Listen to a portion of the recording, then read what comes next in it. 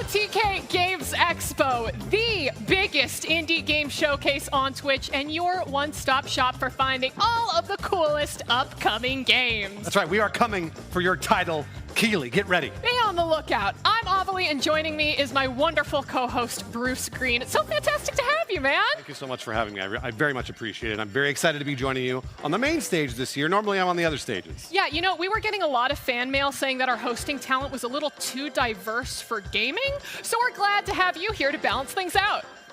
I wear it as a badge of honor. Wonderful. Well, we've got a fun show planned for today with over 60 games to show you, and 33 of those are going to be competing for two very important prizes that our chat is going to play a big part in. That's right, chat. I'm actually looking at you all the time throughout the entire show. This year, we are bringing back the Chat's Choice Developer Grant Award. At the end of our show, you will be able to vote for your favorite games at vote.otkgamesexpo.com. 5 developers win $5,000 each in grant money to support their game's development. Now, in addition to Chat's Choice, we are also bringing back our Starforge Art Star Award that will be given to the game with your favorite art style. Last year, Saundering Emily won the award with her game Lily's World XD. Let's take a look at the finished product.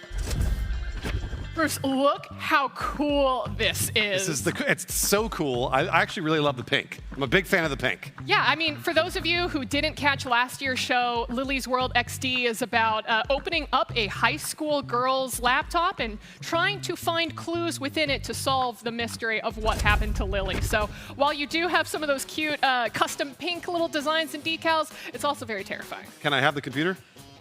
No, no. I have it?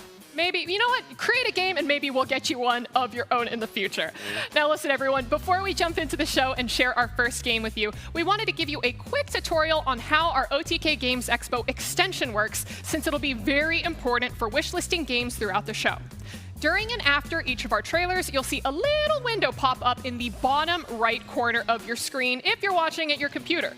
You can click on that button to take you to the games page on Steam to wishlist. Here's a test with Mad Mushroom's most recently launched game, Conquest Dark, that you can wishlist or purchase today. So go ahead, click it, please, or I'll lose my job. And if it's not there, yell at your co-streamer to put it there. Conquest Dark is really good. All right, I think they get how it works, so let's get the show actually started. Let's see some games. You are right, Bruce. And what better way to start the Expo off than with one of our totally unbiased favorite Expo publishers, Mad Mushroom. Wait a minute. Last year, they announced Conquest Dark and have already sold 100,000 copies after launching just last month. But that doesn't mean that they're slowing down when it comes to bringing you the games that they know you'll love. So without further ado, here is the world reveal of Mad Mushroom's newest title, To Kill a God.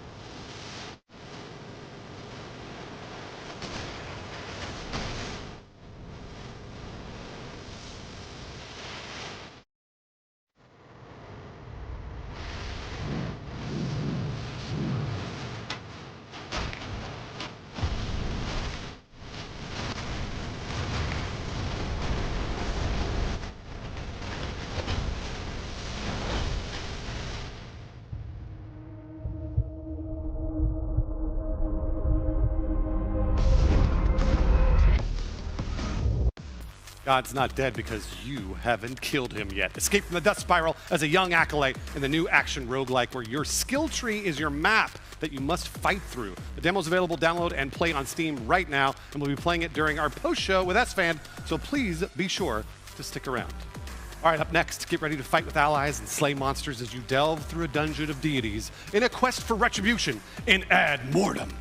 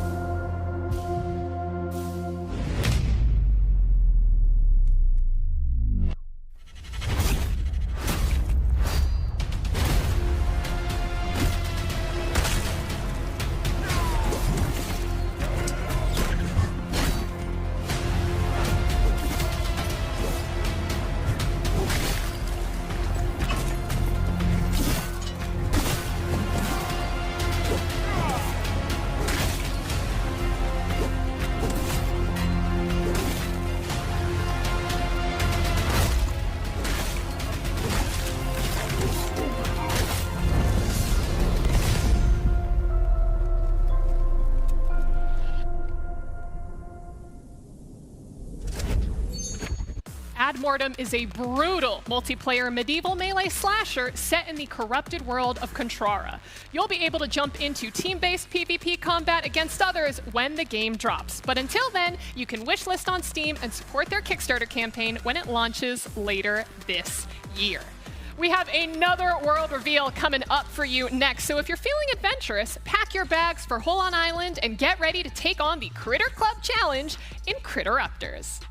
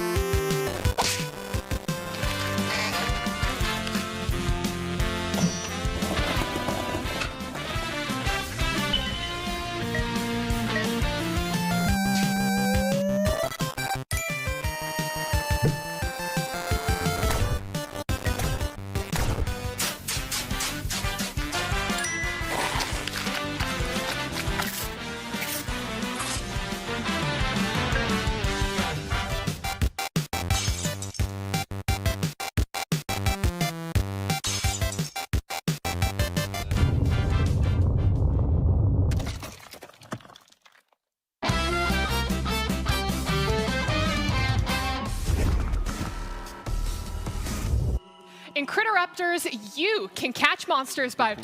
What is this? Cease and desist. What do you mean from the patent office? Yes. What is this? When was this filed? Capture new critters and personalize your own team to become the greatest critter trainer around in Critteraptors. Available wishlist on Steam today. Okay, let's move on. Let's move on. Fight to survive and uncover the secrets of a failed deep space experiment in this sci-fi FPS roguelite, Moros Protocol.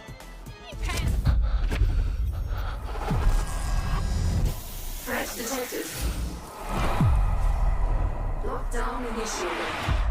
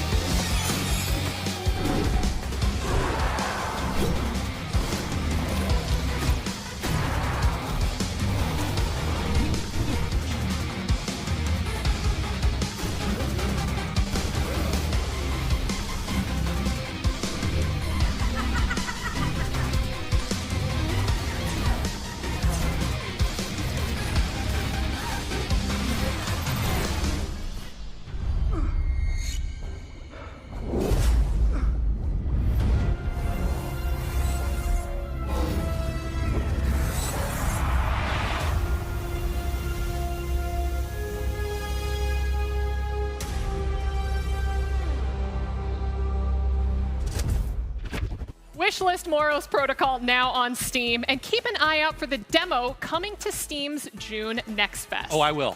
You should. Oh, I will. We all saw that. Now, Bruce, you've been on the internet for longer than I have. What was your first experience with the back room? Oh, yeah. Well, the year was 2009. I just discovered a little website called Craigslist. Nope, Really? not those rooms, Bruce. Not those rooms. Oh. I want you to imagine a more colorful, but just as terrifying version of the back rooms in our next game, the back world. Sure, I can tell you the story right now. No, I think you need it.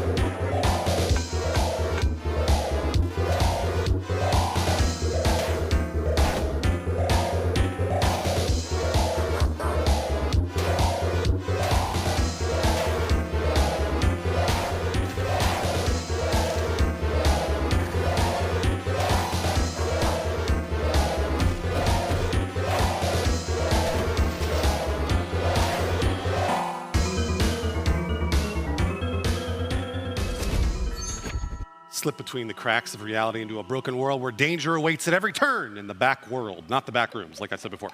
Up next, we're hitting you with yet another world reveal. Break out your magical weapons and get ready to dive deep into the world of Undermire.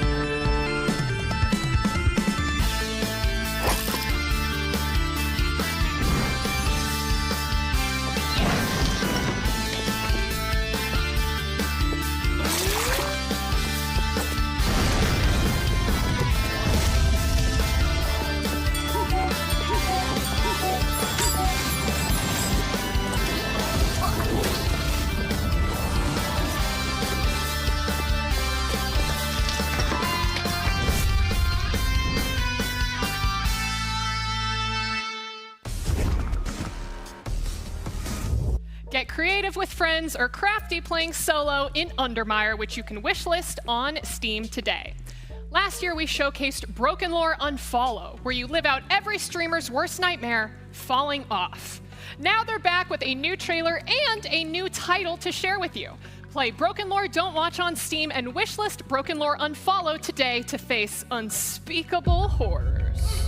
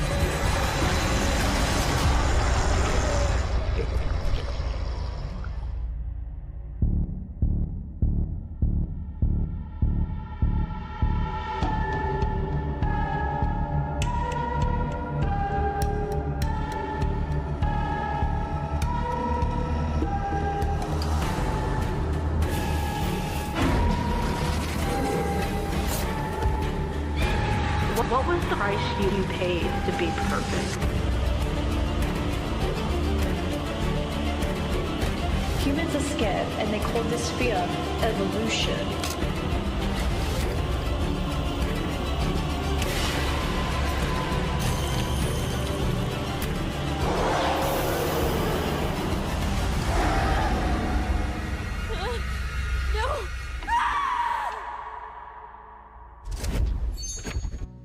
Scary.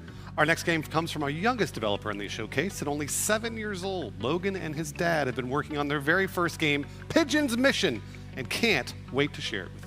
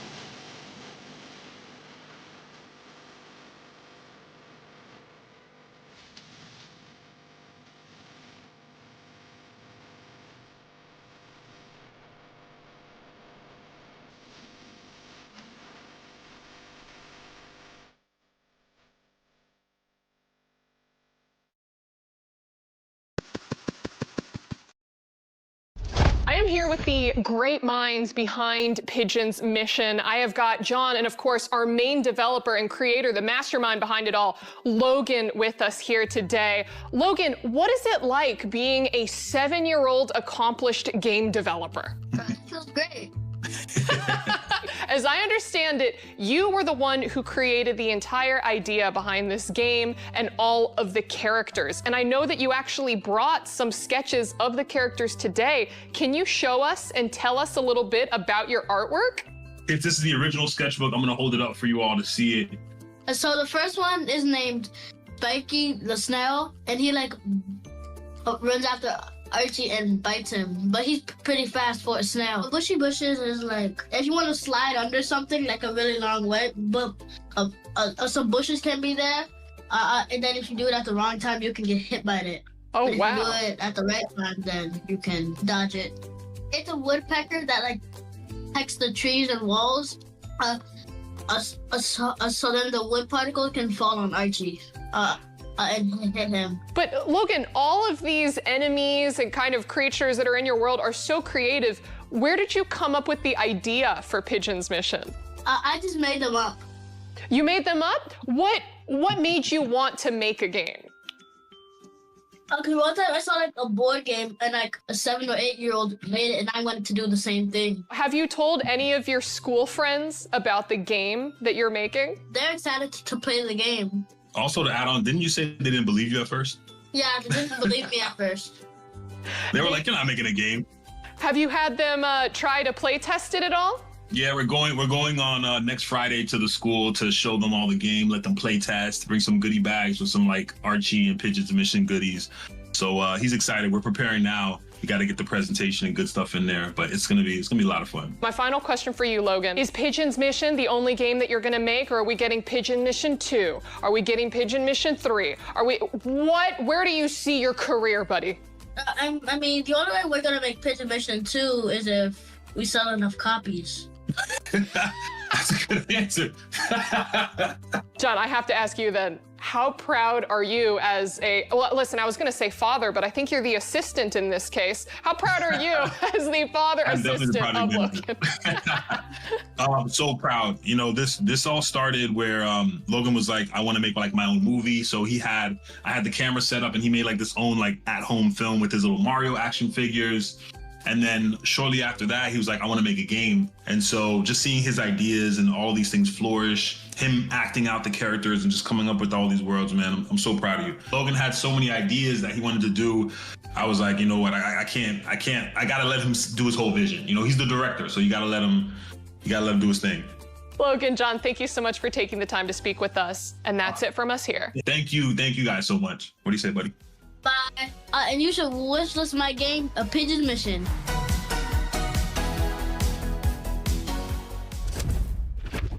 He's right.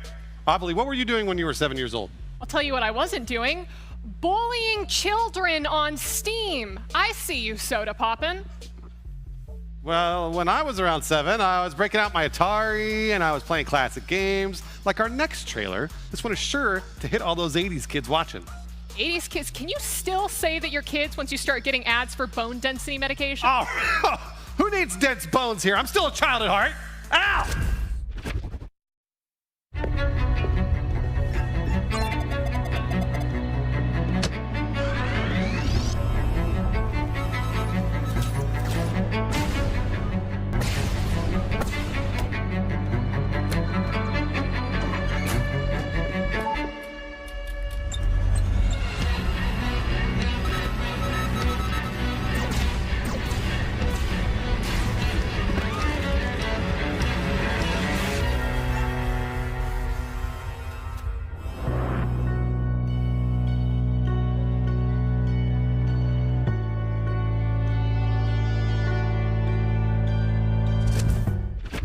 Ow, my bone.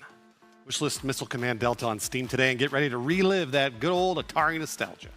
Up next in Fellbound, you explore the abyss of an ancient temple with weapons, spells, and ephemeral blessings. Save your friends and become a powerful god of destruction, but not necessarily in that order. Take a look.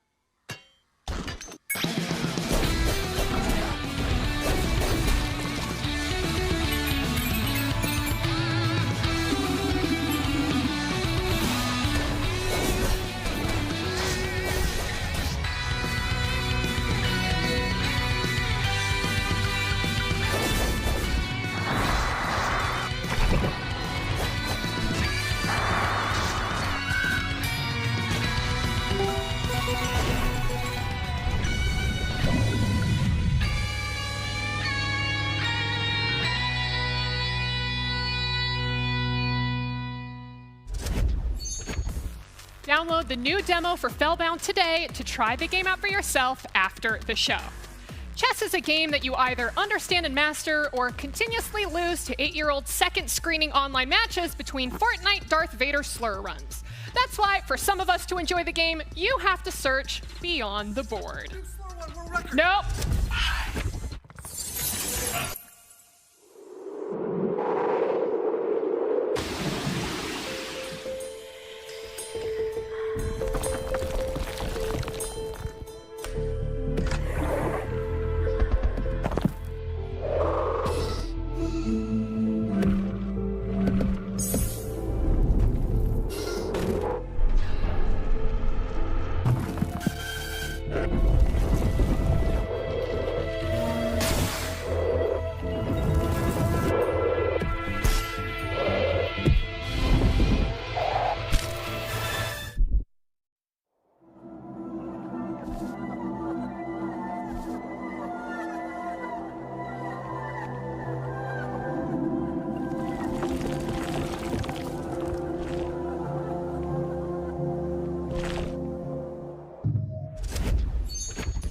Beyond the Boards demo is out now for you to play after the show. Our next few games are made by some of the biggest creators out there, so what better way to introduce them than to bring out our own star creator. Hey, welcome out. S-Fan, get out here. This is now your show. Ooh, okay, sounds good. Take it away. That sounds good. Thanks, Bruce. Guys, Mad Mushroom isn't the only creator-led games publisher in the industry. Over the past few years, you've seen a lot of different creators support the indie game scene, and that's why we're so excited to bring you guys the Off-Brand Games Publisher Showcase. So take a look at the games that our friends Ludwig and Pirate Software have been working on for years. And just by the way, you might hear a very handsome voice in one of these trailers.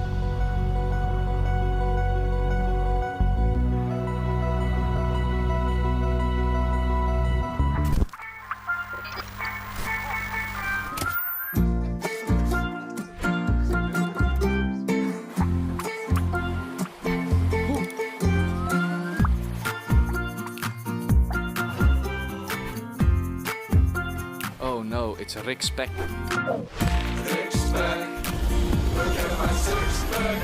Rick Spec, look at my six-pack. Rick Spec, look at my six-pack. Rick Spec, Rick Spec, Rick Spec. If you lose, I will take over your world. Where do you think you're going? People often say they like my style, but I never know what they mean by that. Hi, you think you can defeat a star player like me? Bring it on. I'm one of the Oracle star players. You don't stand a chance, dude. Beautiful blown move.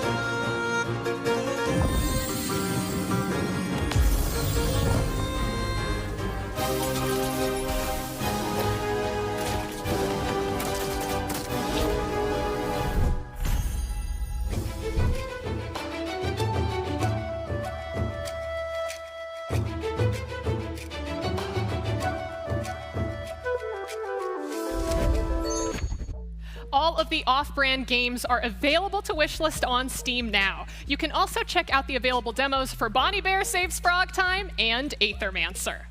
Growing up, I played a lot of point-and-click adventure games like Nancy Drew, Monkey Island, Detective Barbie 1 and 2. Leisure Suit Larry 3, Passionate Patty, and the Pursuit of the Pulsating Pectorials, right?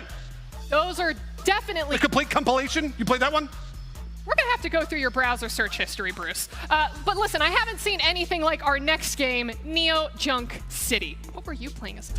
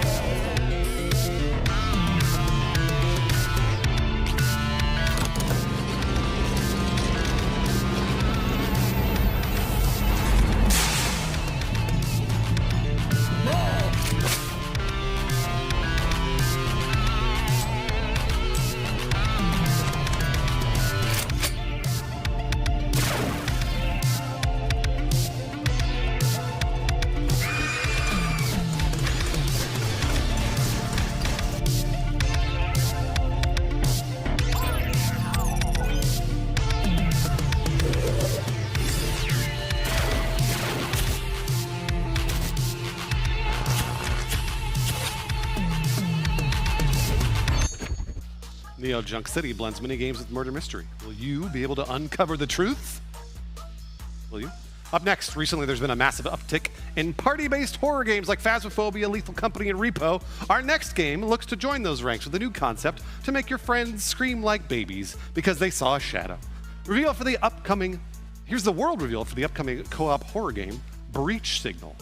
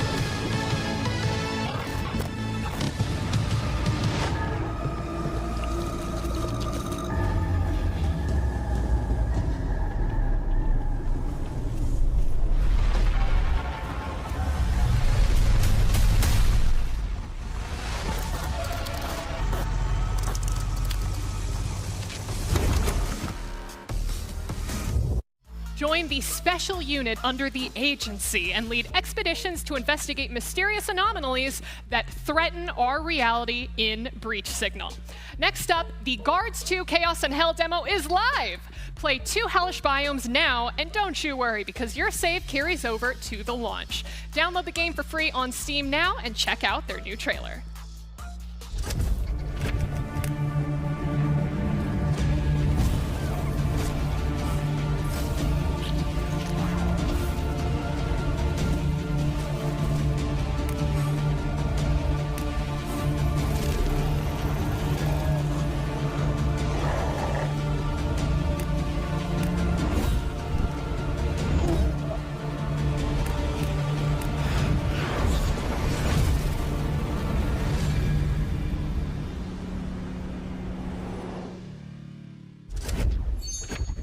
All right, now for our next game and trailer. Bruce, what are you doing? I'm being a gamer! Roll that Morgenstern trailer! Let's go, soldiers.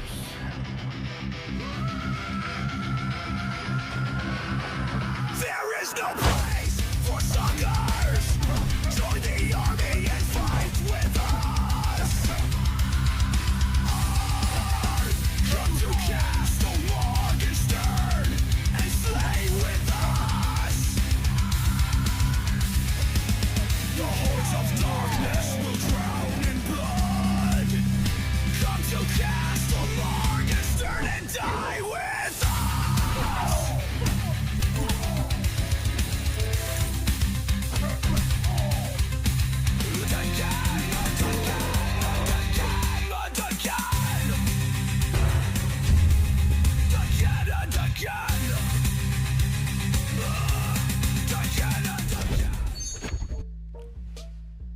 Rock solo or with your friends in this roguelike hack and slash that is Morgenstern. Their demo's available on Steam right now for you to jump in after the show.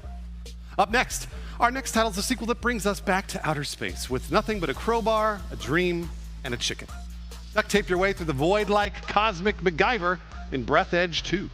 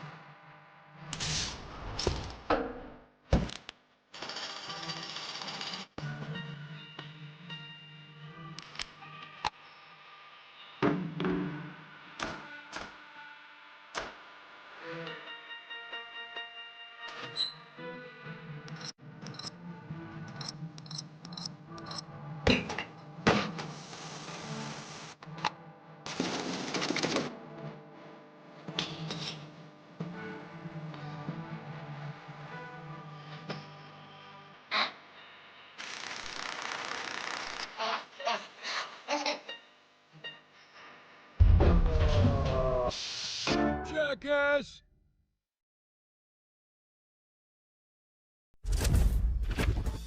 Breath Edge 2's demo is available now for you to try out after the show. Or you could play a little of Breath Edge 1 after wishlisting. We've got one more game in space for you. Starbirds is a relaxing asteroid base building and resource management game. Discover and mine countless asteroids, create production networks, and guide your flock of spacefaring birds to new interstellar horizons. Wishlist today.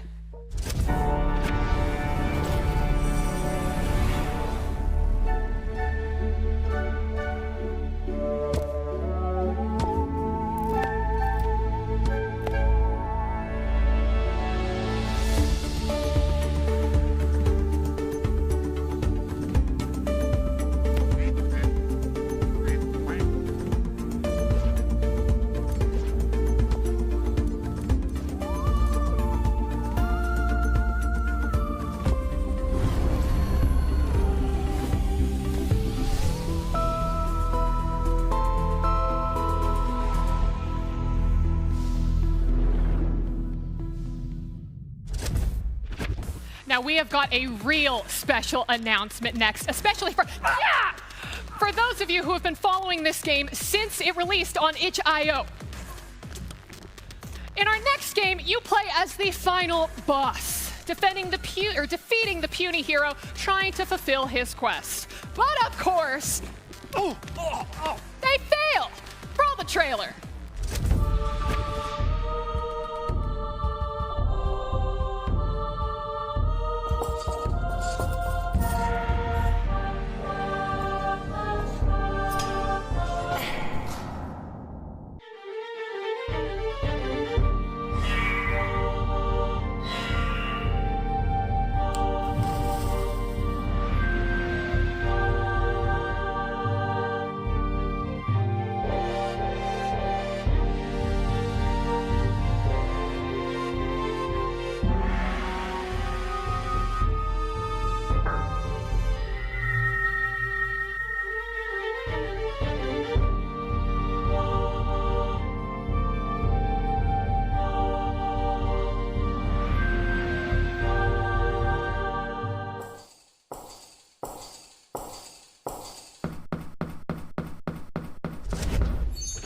You can wishlist the Dark Queen of Morthome. Oh!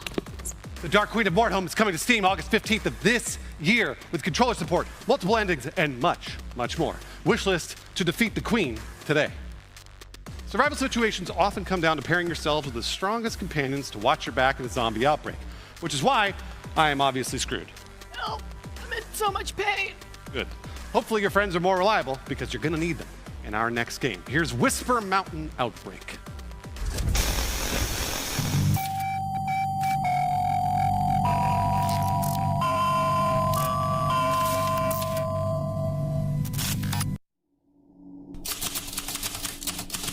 This is Victim Alpha from Sector 9. We found something. You better see this.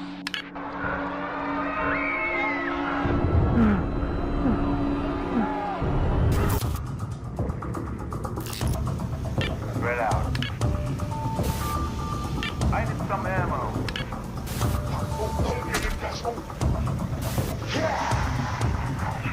Run! On my way. Get in the car. I'm a medic. I need help.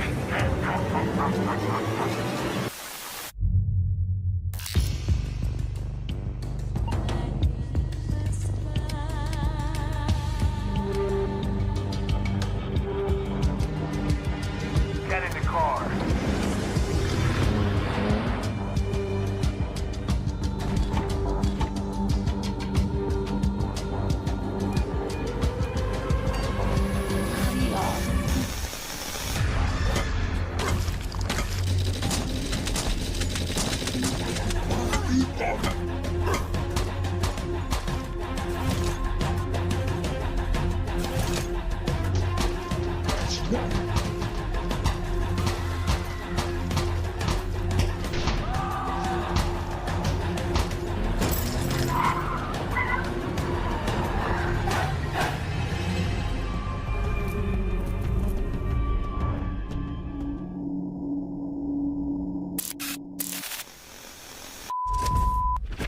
Escape Room meets co-op survival horror in Whisper Mountain Outbreak. Gather your friends and see how long you can last in the demo that's live on Steam today.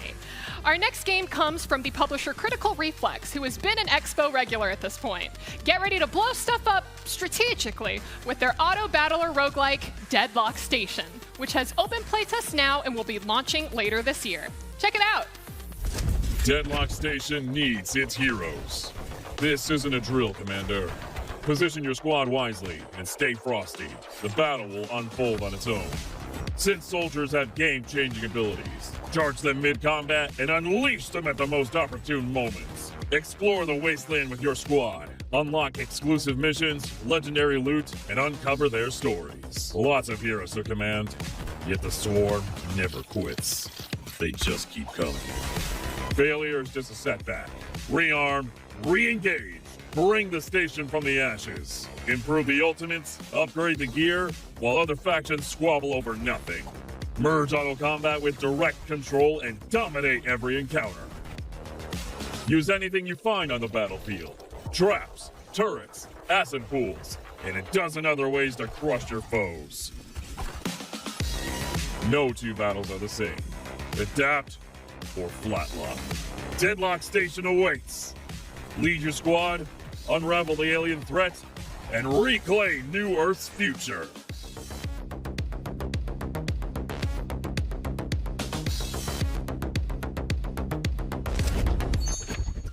Up next, the RTS genre is about to get turned upside down, and by that I actually mean sideways.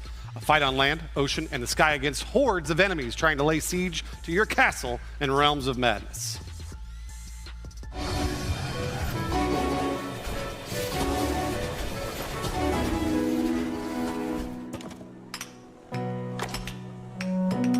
In order to get gold, we need to build a treasury, sire.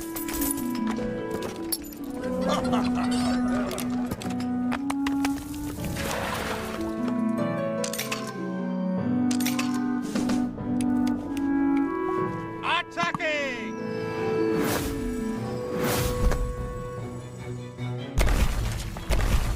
Witness me, warm light. I am the fracture in the firmament.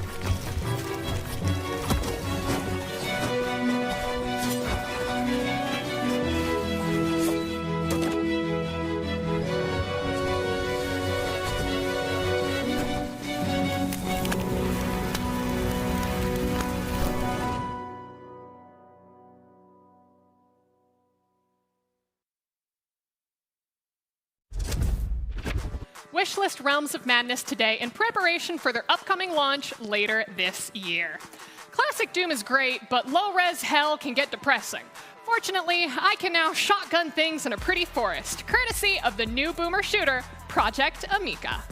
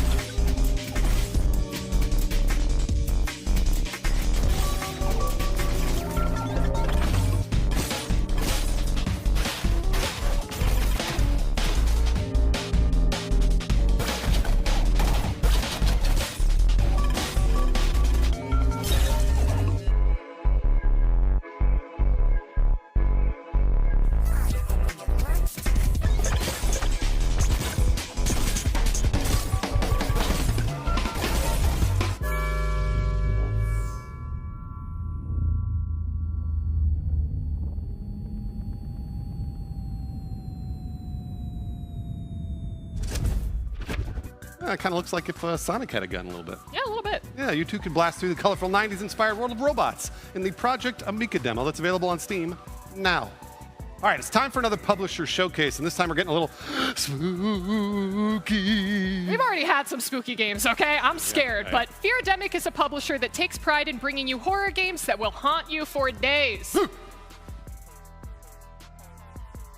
They've brought 3 games just for us today, so prepare yourself. Here's Feardemic.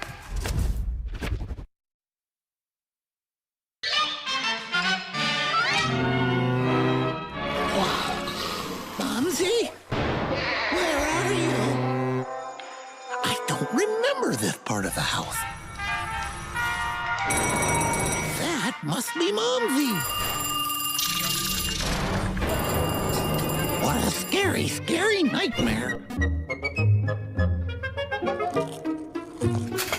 Spider legs. Maybe I'll hang around the house and answer will come.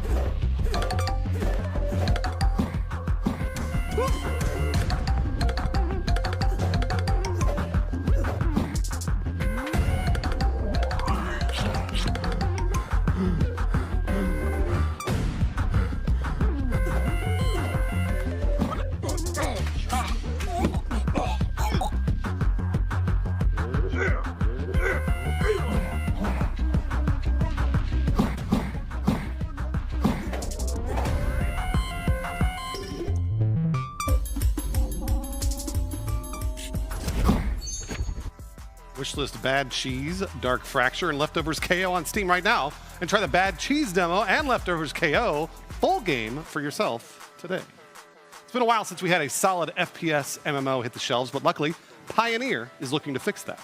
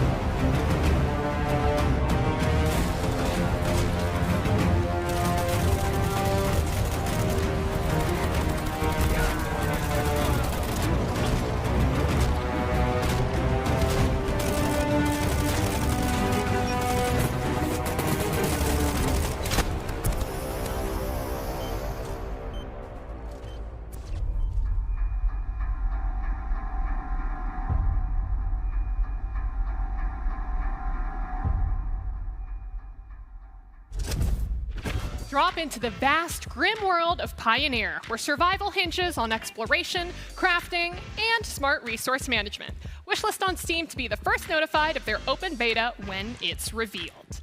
We've got our first cozy game of the Expo coming up. No, cozy. We're not doing cozy. Bruce, it has fishing. I'll get my fishing gear. See, every single year, games in the cozy category get flack, but I think that people really undermine how great it could be to just sit back, relax, and enjoy the calm. And what are you doing? Screw the calm. Let's go fishing!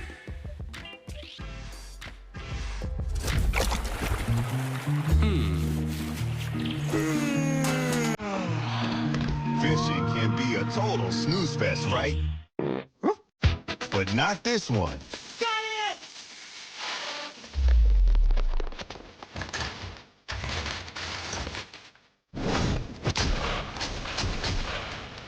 Take it away, Eddie. Boom! Fish in the air! It's fun. In Fish Hunters, you ain't got time to get bored. You grab quests, search for the right fish in different bodies of water, and shoot that bad boy with every weapon you got. Whoa, whoa, brother. Not cool. We love fish, man. Yeah, you're right. And the main thing, here, you're always progressing. Level up, unlock new weapons, rise, and they level up too. And of course, you're filling up your own fish collection. If you love fish, then this is exactly the right place for you, my man. Welcome to Fish Hunters. Hunting fish has never been this fun. Demo's up on Steam. Go grab it and bring your buddies with you. Gather your friends and pack your tackle box with grenades, because in Fish Hunters, you're catching fish at any cost. The demo launches today, so see how many you can catch after the show. For our next game, you're not just watching a reveal, you're watching the doors swing wide open. Season 4 of Dwarven Realms launches now, so get ready to dive in. Centuries ago, the dwarves were thought lost to Archeon's fury, erased from history. To survive, they've wielded forces that should never be tampered with, bound by power that bends life and death to their will. They command what was never meant to be controlled.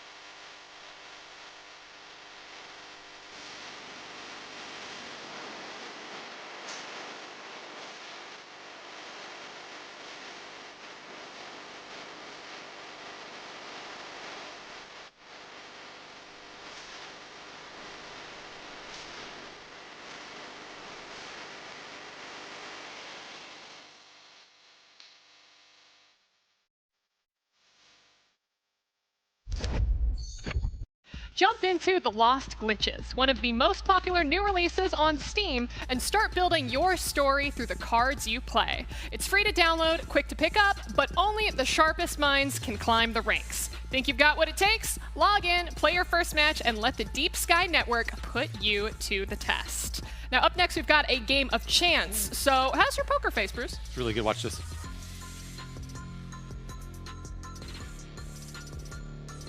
Can you tell what I'm thinking?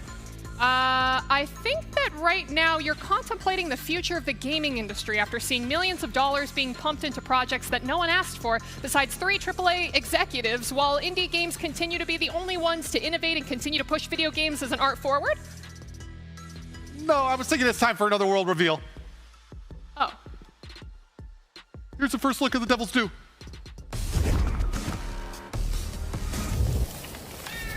Jack was a gambler, bold and sly, stacking his stacks under the Texas sky. One stormy night by a fiery glow, the devil sat down and said, "Let's go." He said, "Jack, I see you think you're hot. Let's toss your soul here in the pot. If you win, you claim a treasury, but if you lose, you're coming with." Jack soon found all he said gone. The devil laughed. Let's go, son. It seemed like Jack had lost his band, but he just smiled. The game's not over yet. Now Jack's in hell. Let's cut his tail. But he's got some tricks under his belt. If the devil can cheat, well, so can I. I cheat my way back to the Texas sky. I guess the only way through is so I'll beat your demons that I'm coming for you. We'll take my prize, yeah, I'll give you the devil's due.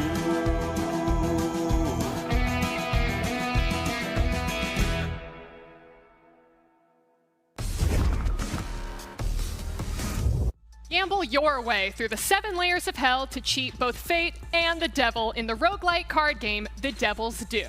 Wishlist on Steam to fight through your demons when the game launches. Now, sometimes it feels like new horror games aren't quite living up to the dread and trauma inflicted by old school games like Silent Hill and Resident Evil. Luckily, our next game's developer has been working on what he calls a love letter to the PSX era survival horror games. Here's Flesh Made Fear.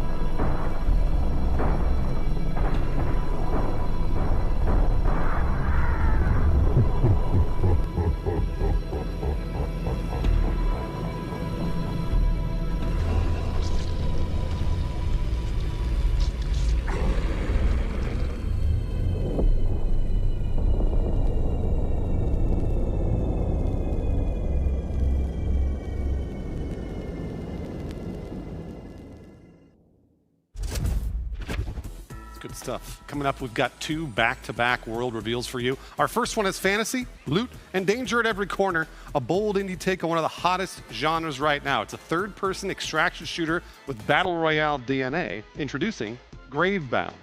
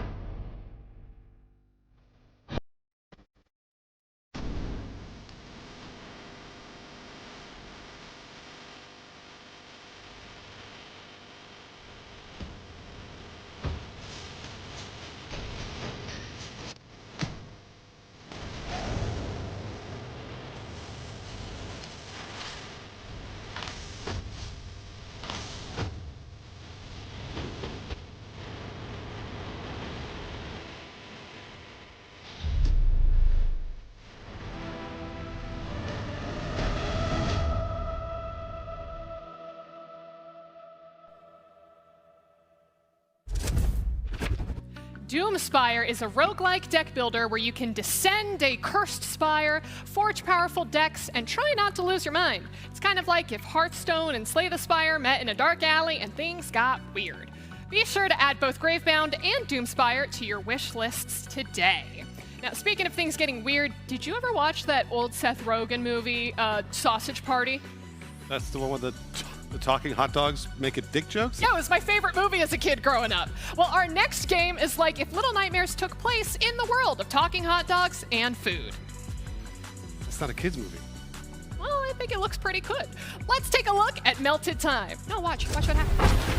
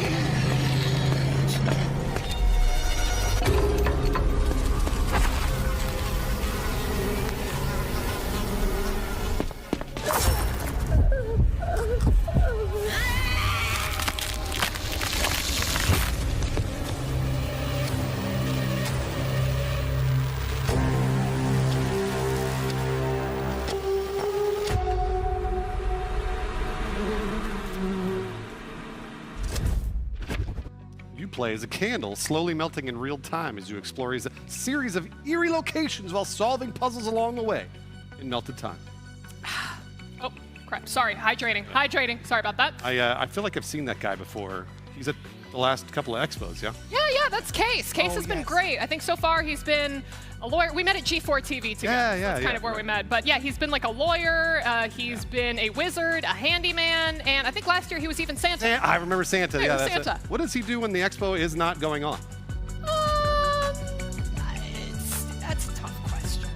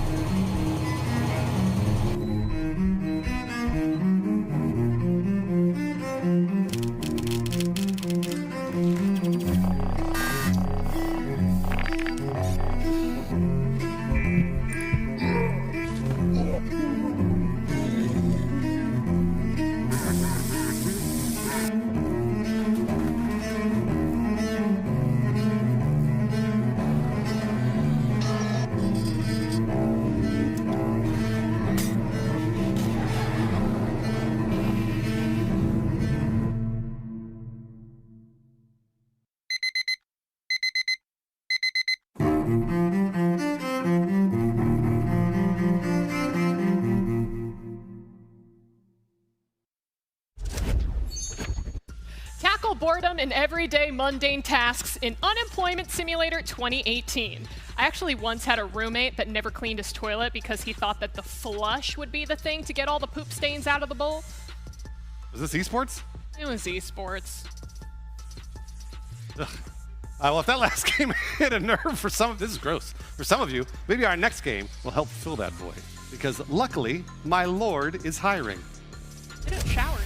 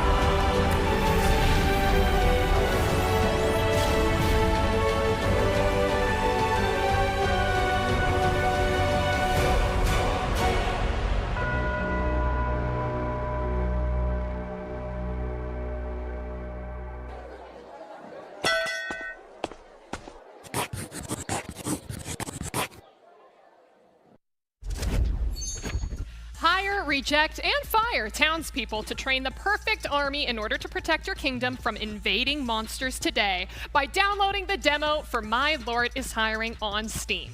We have another returning game to the OTK Games Expo from last year. Shadow of the Road is a story-driven turn-based RPG where feudal Japan meets magic and machine. Assemble your team from a diverse set of characters and test your skills against yokai and steampunk contraptions. Wishlist Shadow of the Road on Steam today, but before you do, take a new look at the game.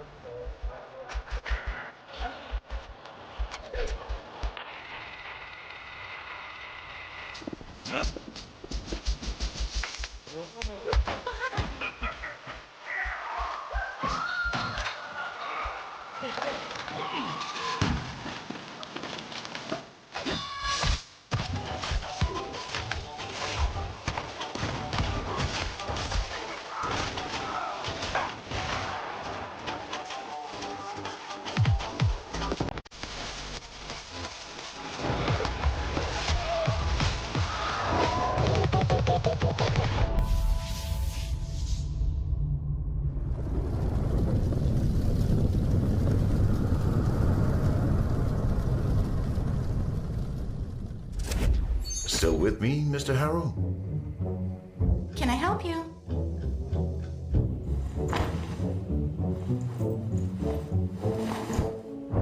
Still with me, Mr. Harrow?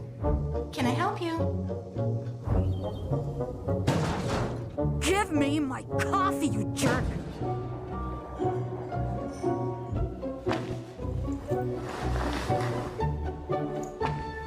Still with me, Mr. Harrow? Can I help you?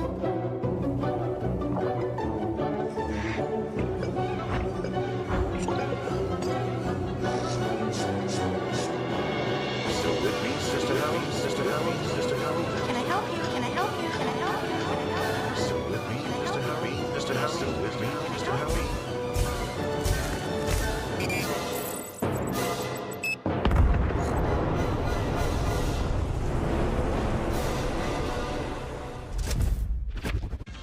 Rue Valley is a narrative RPG about a man trapped in a time loop surrounded by a colorful cast with complex emotional stories and unexpected secrets. Wishlist Rue Valley on Steam today.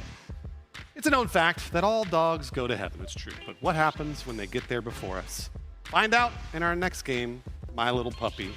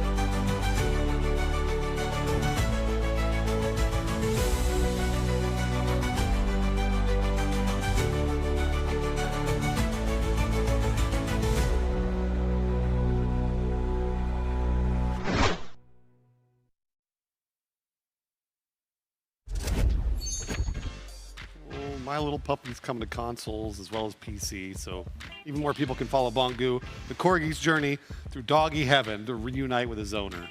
I legitimately cannot watch that trailer without sobbing. We were crying yesterday in the rehearsal. It was bad. That's all cute. Let's not talk about that anymore. I want to get back to murdering things, okay? You don't need to cry anymore. We're going to move on. Get ready for some good old zombie horde killing action with Ravenous Horde.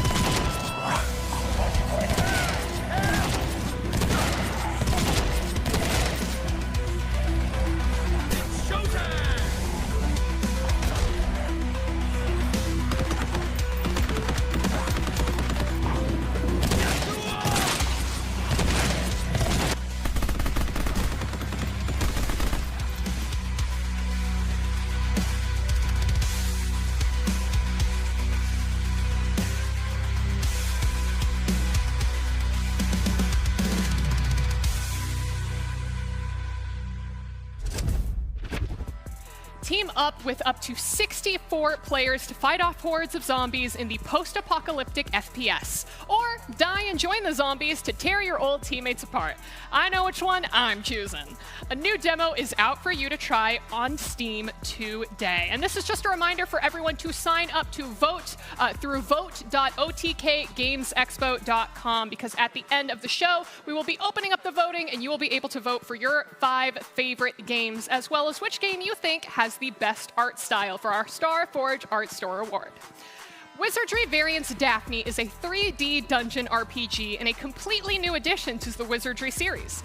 Get stronger and resupply in towns for your battles as you progress deeper through the dungeons. Take a look at their newest installment and play Wizardry on Steam and mobile today.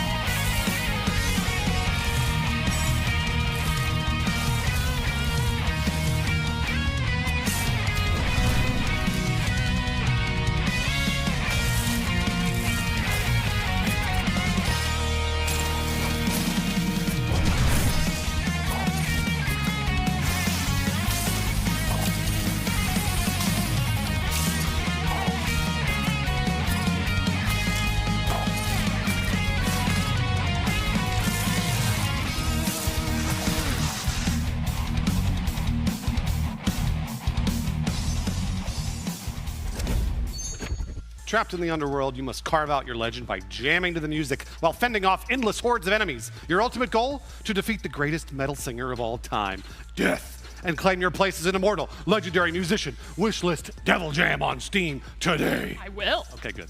Now, before we introduce our next game, I want to show you something very special to me. Are you ready? Yeah, what do you got? Oh my gosh, what's that? This is Gundozer. He's an Archaeopteryx from Shonen Garbage 3.8. He uses his penis as a weapon. We didn't put that in the script for a reason, Bruce. You can't say that, but you know what? It's fine, because I actually also brought my favorite minifigure too.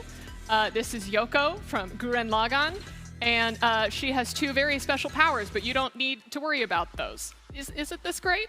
Well, this is against TOS, I think, isn't it? Yeah, probably. Well, chat wants to safely collect and sell minis. They're going to love our next game, Tabletop Game Shop Simulator. Don't forget about that anime statue.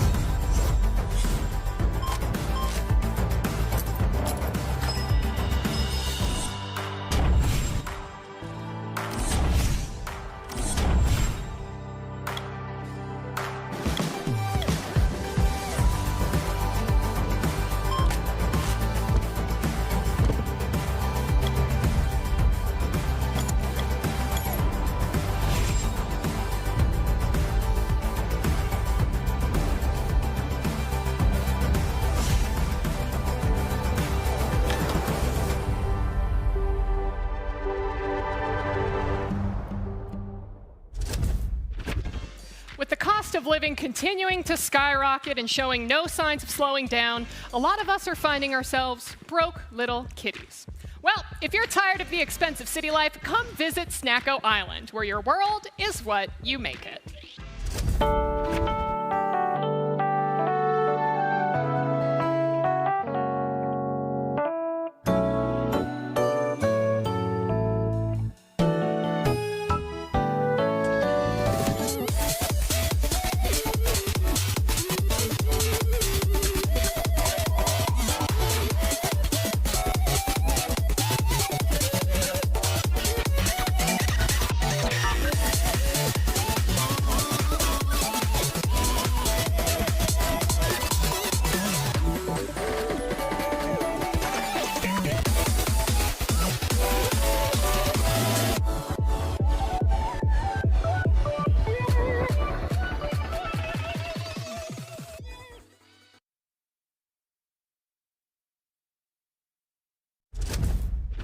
Snacko has officially launched into 1.0 and is available for you to play on Steam now. So start building a home for you and your furry friends today.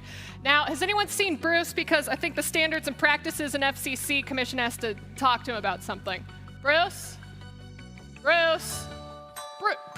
Oh, look at him. Oh, he's in sleepy bite. Okay, he's out cold. All right.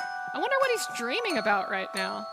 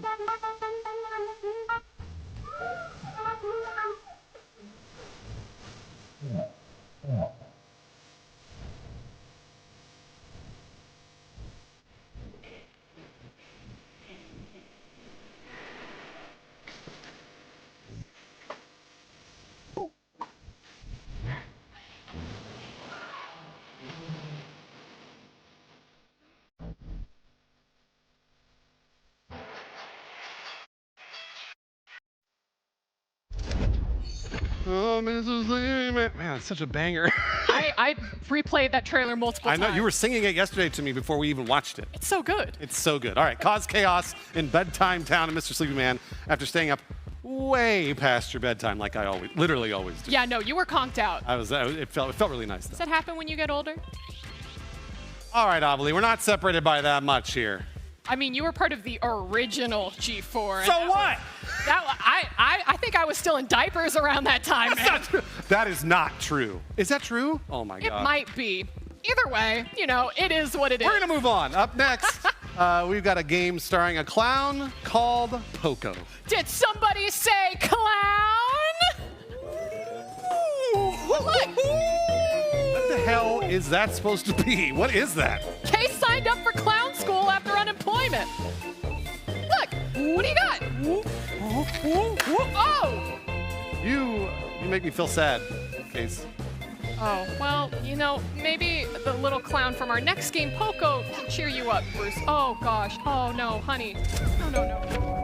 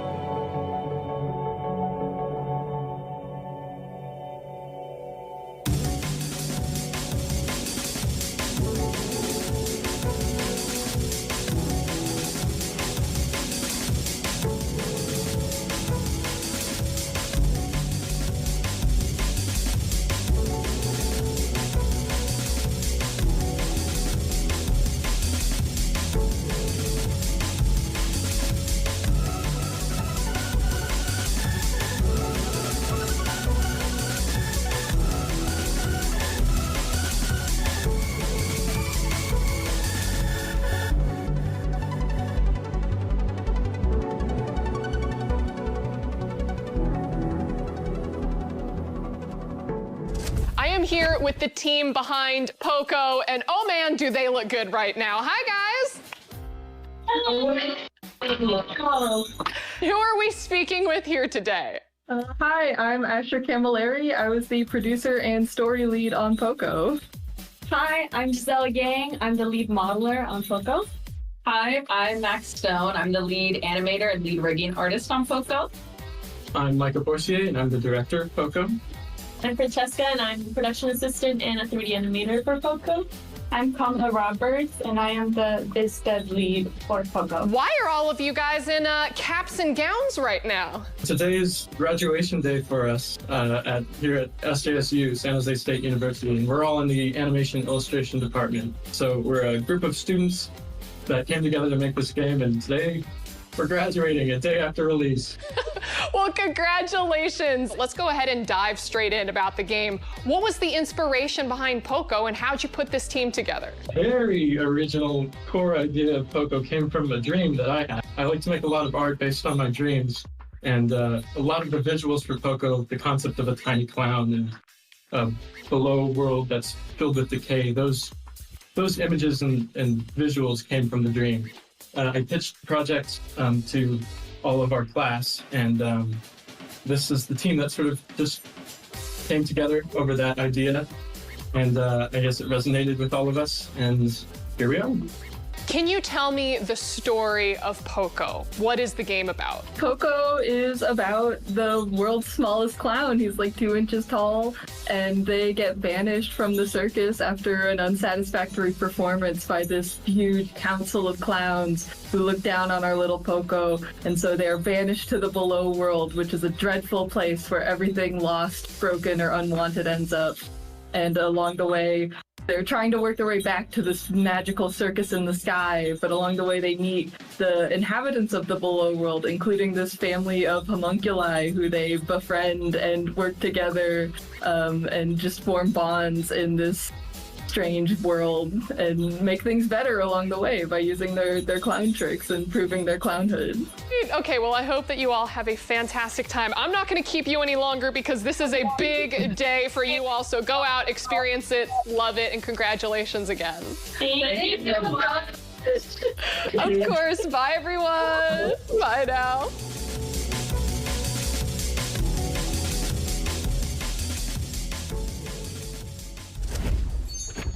Up next, Toland Survivors is a new kind of horde survivors game combining the best from ARPG, roguelite, and Souls-like genres. Fight through the hordes of orcs and bosses to cleanse Toland Peak when you play the game at toland.io. Take a look.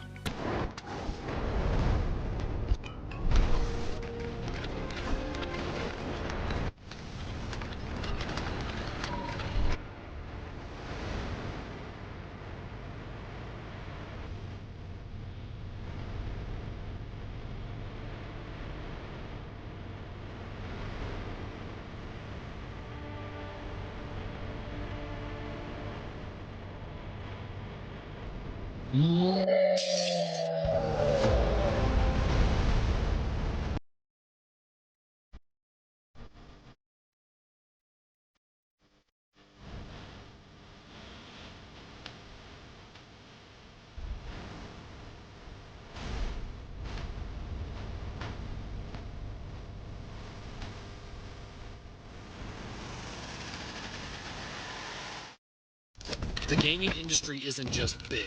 It's a colossal $240 billion universe where millions log in, play, and interact daily. And we are going to revolutionize that universe forever with Raijin. Raijin is rewarding gamers for doing what they love most, playing video games. The most popular, most adopted, and most fun games. Raijin will integrate with every Steam account, opening the door to over 100 million gamers to join the Raijin ecosystem. And the best part is, Raijin will let you convert your Steam achievements into real-world rewards. It's time to reward gamers for gaming. Link, play, earn. Raijin.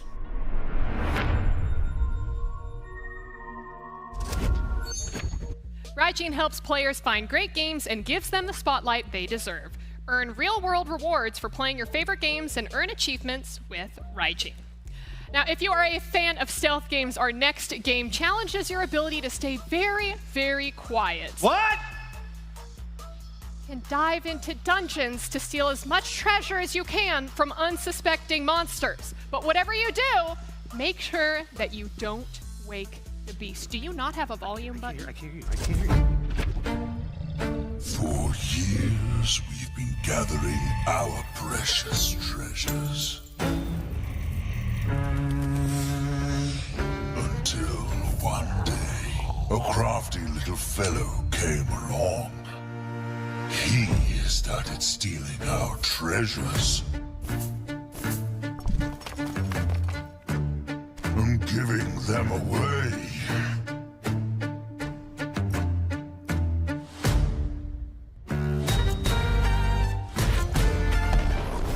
We tried setting up traps.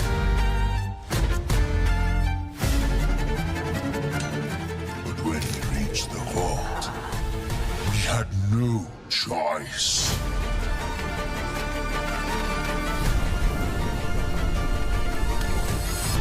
Some consider me a thief, but others, not so much.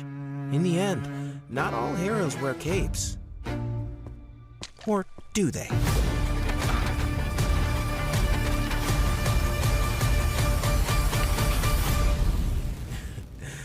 Who says a hero can't be a little sneaky? Wishlist, don't wake the beast to start collecting your treasure when it releases.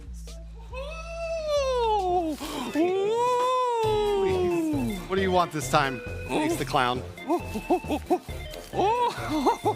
No. Hey, I need you to stop. This is really sad. Your family's really worried about you. I feel like you might be homeless. I'm kind of worried about. Is there any way I can help you out? Maybe get some. What? I don't.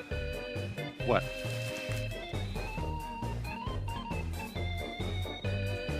That's fair.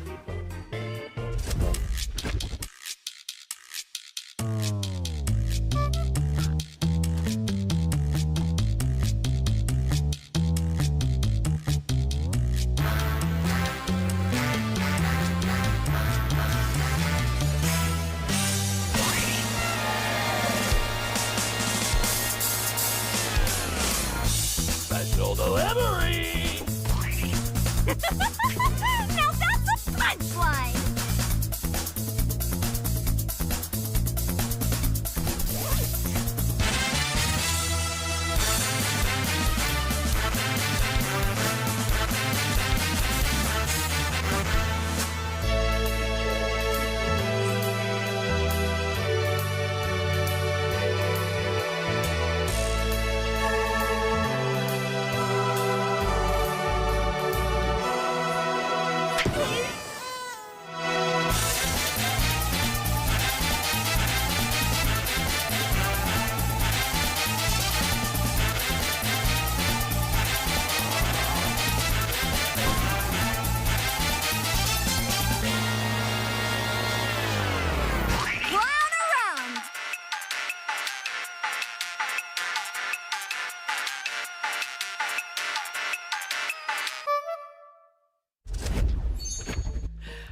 And prank the people around you this fall in Clown Around on Steam.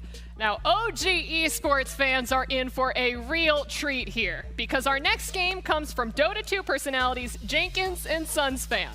This dream duo has created a free-to-play, fast-paced auto-battler, where legendary figures from history clash in the afterlife using relics of power.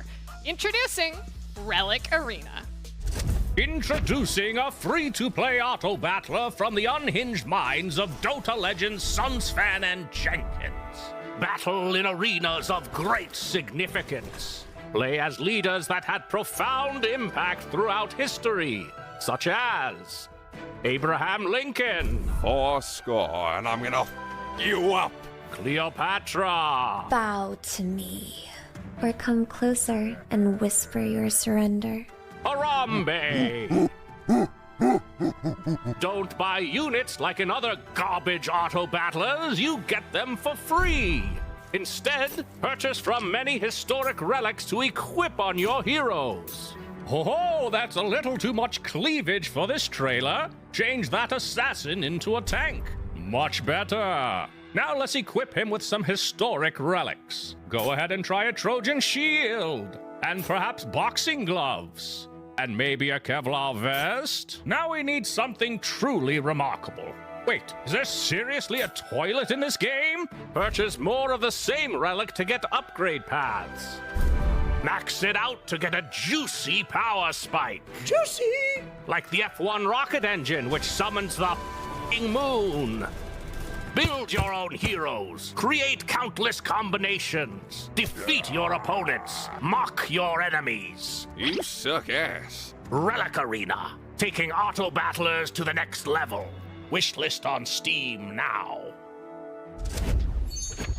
Be sure to wishlist Relic Arena on Steam now. For more information and to join their Discord, visit relicarena.com. And if you're a publisher or investor, their lines are open. So give them a call.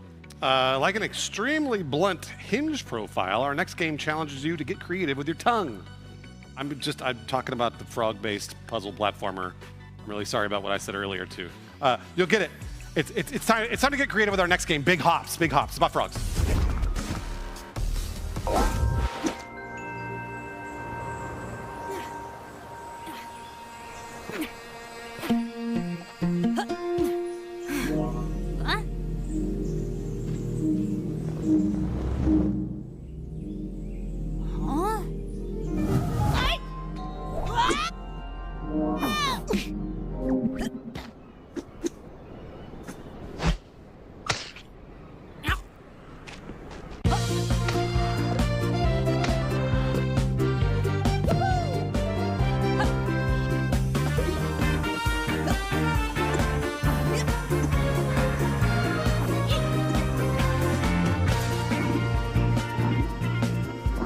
How am I gonna get home?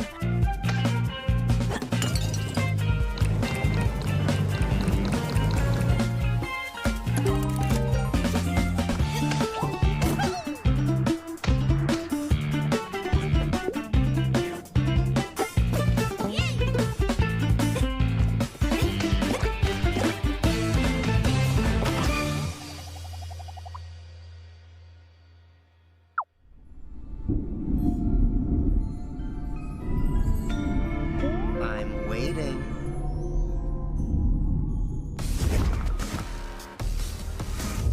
Hey, find out what that tongue do in Big Hops when it launches on Steam. Dear God. Listen, we're getting closer to the end of our show, so here's your friendly reminder that you will get a chance to vote on your favorite games after the show to win $25,000 in developer grants, as well as a custom Starforge PC to the game with the best artistic style. Our next game pulls off something really impressive, making the plague fun. Oh. Here's a new look at the dark survival crafting game, Nested Land. Oh. Our promised land.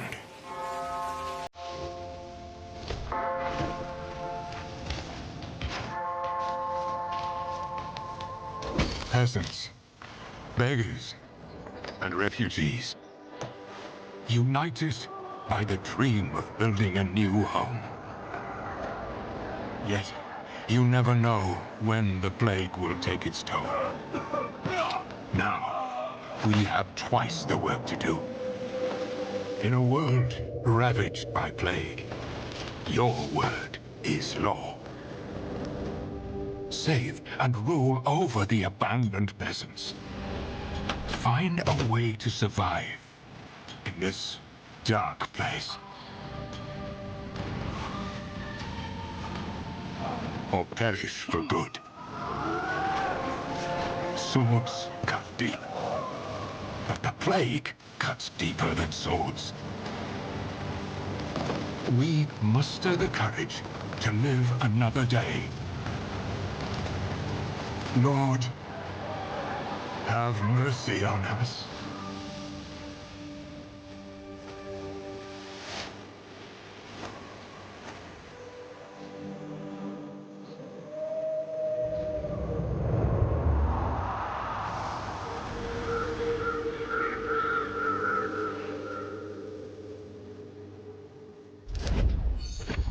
The Nested Lands demo drops today, so gather your friends and try to survive in a ruthless medieval world. Next up, after the moon shattered, humanity fell and ice took over. Permafrost is an unforgiving open-world survival game where you can go solo or team up with 3 other in multiplayer. This is a survival game where your decisions will actually impact the outcome of the story. The Permafrost waits for no one. So wishlist on Steam now.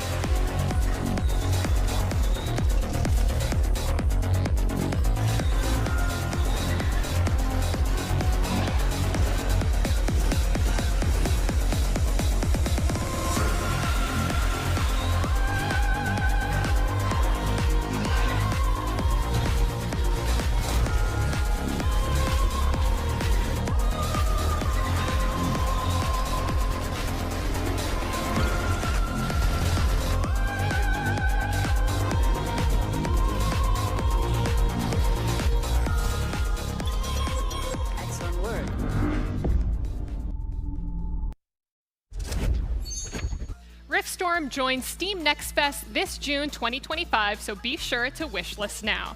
Our next game actually started as a survival horror Doom mod before exploding in popularity, and now it's become a full-fledged game of its own.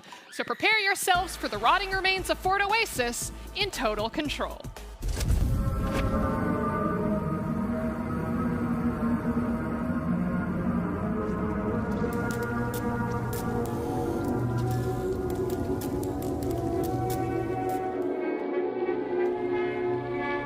I've been isolated in this place.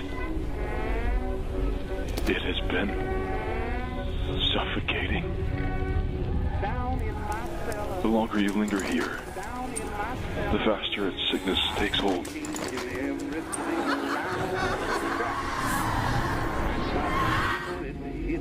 I've been trapped for what seems like an eternity.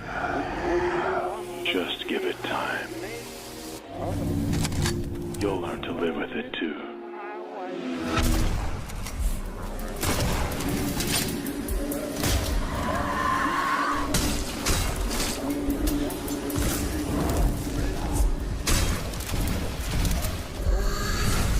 I'll be waiting for you down in the mines. We'll confront the source of all this suffering. And maybe, buried beneath it all, lies an answer.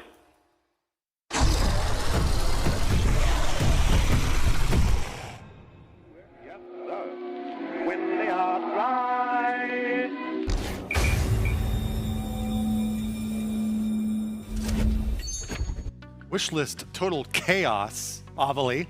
Sorry. That's okay, it happens. Today, to wet your pants in the future.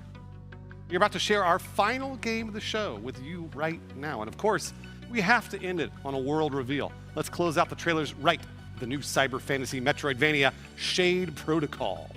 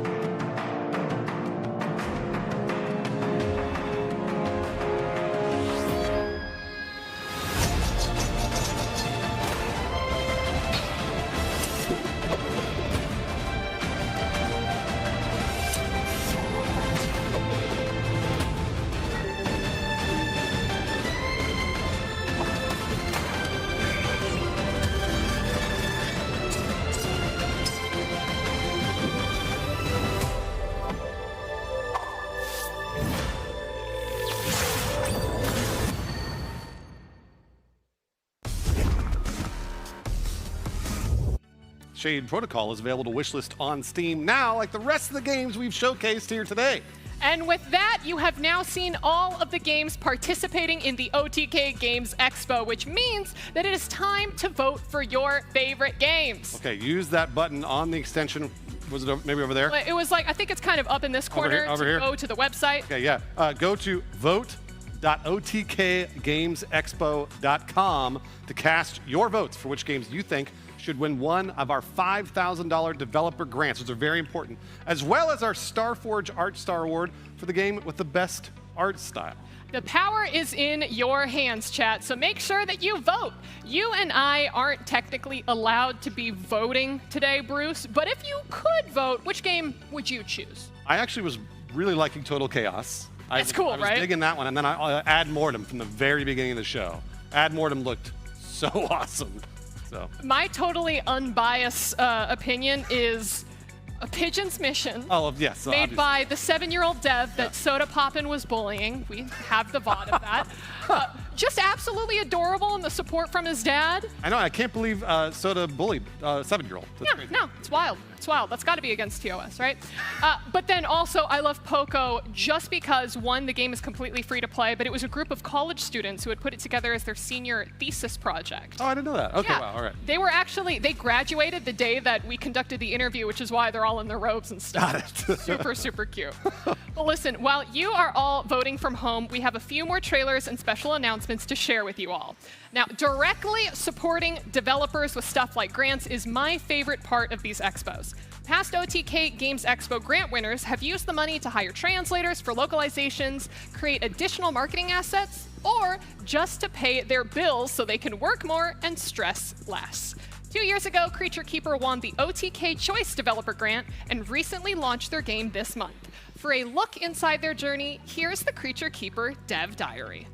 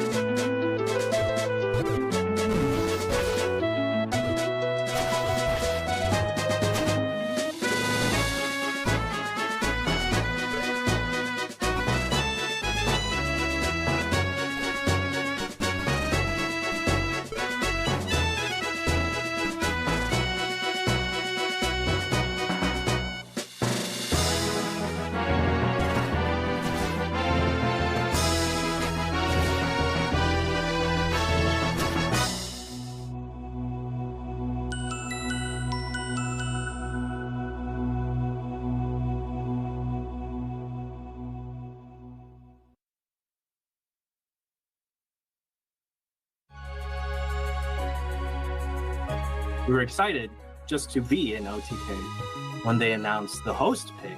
Wait, Creature Keeper? I was like, what? Like, couldn't believe it. You know, it gave me some validation that people are resonating with the game. And when I was having my interview, I had mentioned that I was a solo developer, and then all of a sudden chat exploded into Giga Chat, Giga Chat, Giga Chat, Giga Chat, Giga Chat. It's a lot of work. You do have to be comfortable with failure, and there's a lot of failure in my life.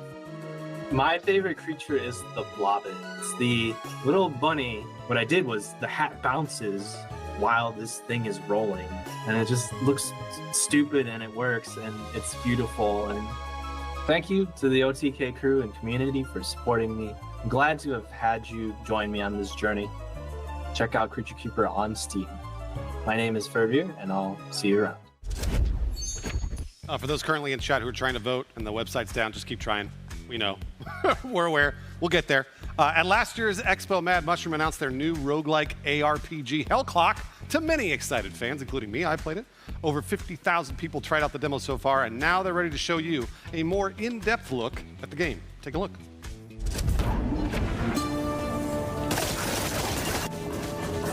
Hi there, I'm Mark Venturelli, Game Director on Hell Clock. Hell Clock is an Exile-like, roguelike game about crafting builds, gaining power, and blasting through dungeons as fast as you can to rescue the soul of your mentor from literal hell. Before you dive into hell, we got plenty of ways to customize your build. You start with just a few skills, which will eventually unlock 21 that you can heavily modify.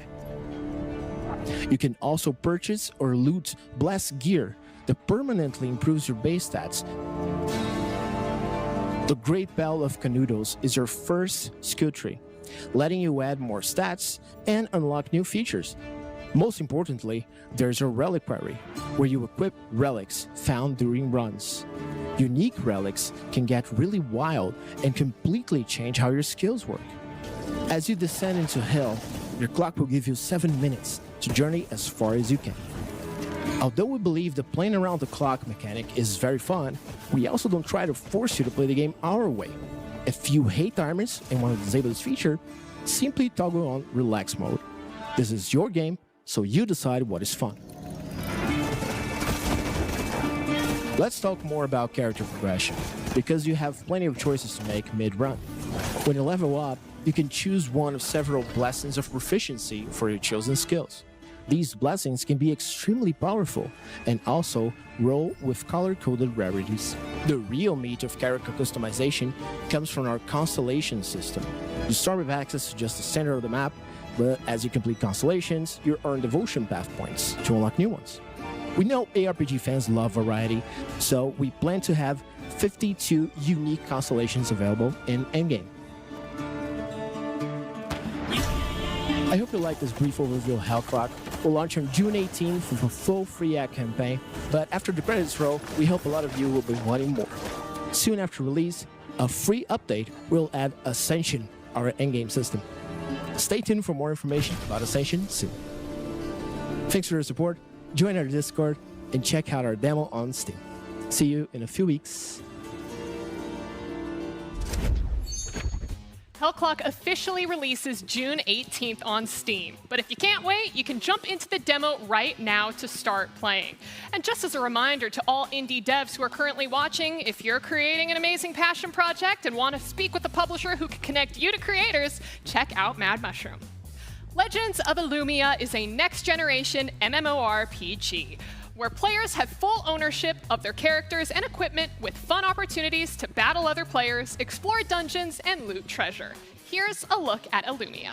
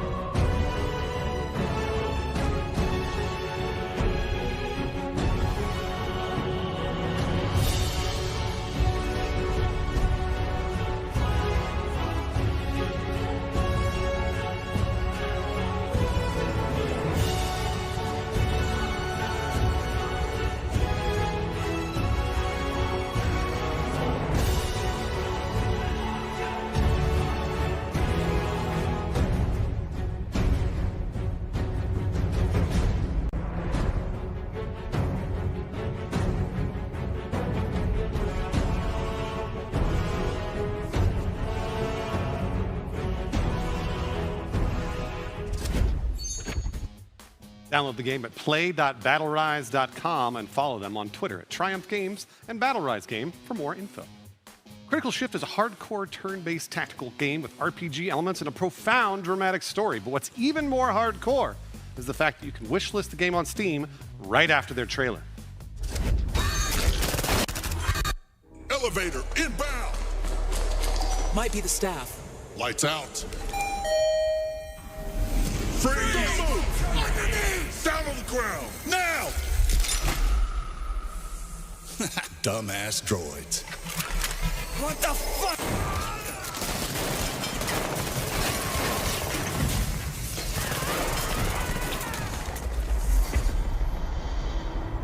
DU ammo traces. Combat droid signatures. This was the cleanup team. They didn't get very far. What could have done this to them? The containment database is toast. It's been tampered with. It figures. We'll have to hunt down answers the hard way. Do we even have clearance for this?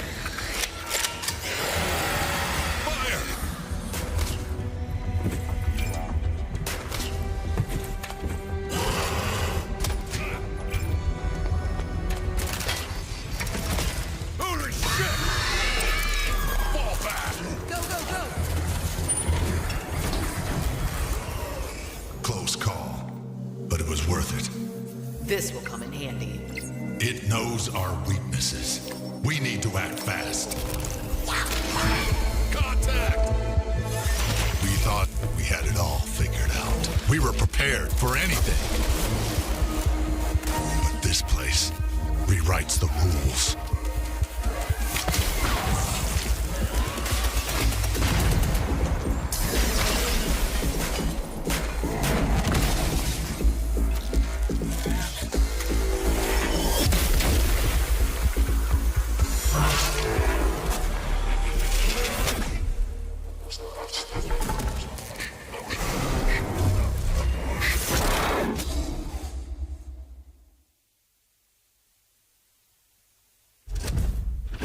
Well, the votes are officially in, so it's now time to announce the winners of the OTK Chat's Choice and Starforge Art Star Reward. Now, there were billions of votes split across the 33 games that we showcased here today. Don't fact check me on that. Quadrillion. And while we wish that we could give everyone a stack of fat cash for the amazing game that they brought, Chat has chosen a very special few to win. The winners, please! Where's your clown outfit? Yeah, what happened to that? It's around. All right. Oh. Put it back on now. Yeah, I saw him naked earlier.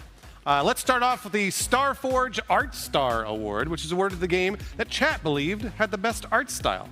And the winner is Ad Mortem, which is a fantastic choice. Oh my gosh, yeah. The thing is, that's also one of the first games that we had showcased today. So for good. people to have, remembered the game. Yeah. And it looks so polished and clean, too. Looks great. Looks great. All right, well, congratulations to Ad Mortem for winning the Starforge Art Star Award. As you saw earlier on in the show, they will be receiving a custom Starforge PC decked out in their game's art, which I hope that they're going to be able to develop many, many more games. They're sending me one too, a PC as well. We'll check your contract. And now, the moment that you have all been waiting for. Our 5 Chat's Choice Developer Grant winners. And the first winner of the Chat Choice Developer Grant is, well, wouldn't you know it, Ad Mortem. Again? Again! I wonder if this is my fault for mentioning it. But I think it might be your fault. I'm very sorry. You're biased. But also, it's a great game. Absolutely. At number 2, Unemployment Simulator 2018, which is amazing. This game looks so much fun. I can't wait to play it. I was watching through some of our streamers' chats earlier on, and when that game was showed, people were saying like, "Oh, it's Soda. Oh, is this S-Fan? Oh," and just naming every single OTK member. So I don't know if I'm gonna get a talking to after that. But our third Chat's Choice winner is Total Chaos. Chaos, right? Chaos, yes. Congratulations to them. And again, what an amazing story. It started as a Doom mod, and now all of a sudden it is a, standalone game of its own. So congratulations to them. It's amazing. All right, fourth for the chat. Can I say this one? Yeah, you could say it. Go right ahead. Everybody already knows it, but go ahead. I want to say it. All right, and our fourth winner goes to 7-year-old developer Logan and Pigeon's Mission. Okay, actually, now that I'm thinking about it, if you were to give a 7-year-old $5,000, what would they do with it? Buy toys. Toys and candy, right? I mean, yeah, both. Ice cream. Well, sorry, Dad, because you're going to have a very rich 7-year-old very shortly. But, Bruce, it is time for our final Chat's Choice announcement. All right, our final Chat's Choice is Big Hop. Hey, Big Hop The tongue. The frog platformer where you got to use your tongue to get creative. Congratulations to all 5 of our winners. And again, to all of the different games that participated here today. I really hope that they're able to either put that money towards bills or to developing their game even further, Bruce. It'll be all of those things, and it's going to help them make a better game in general, which is one of the main reasons I love doing the show. Absolutely. Because of what you guys do for the developers. So thank you. That is my favorite part of the OTK Games Expo as well. And I just want to do a huge shout out to all of the co-streamers who are watching, either our official partners or also all of the different Twitch streamers who signed up for our first ever co-streamer program. Thank you all so much for sharing these games with your audiences. And hopefully we got plenty of wish lists across the board. So I want to give a huge shout out to everyone who is watching, as well as everyone behind the scenes, our production partners with WePlay, and all of our amazing partners for helping make this showcase happen. Now don't go anywhere because we are jumping straight into our post show hosted by S-Fan for some gameplay right now. So we will see you in just a second. S-Fan, you're up, bud.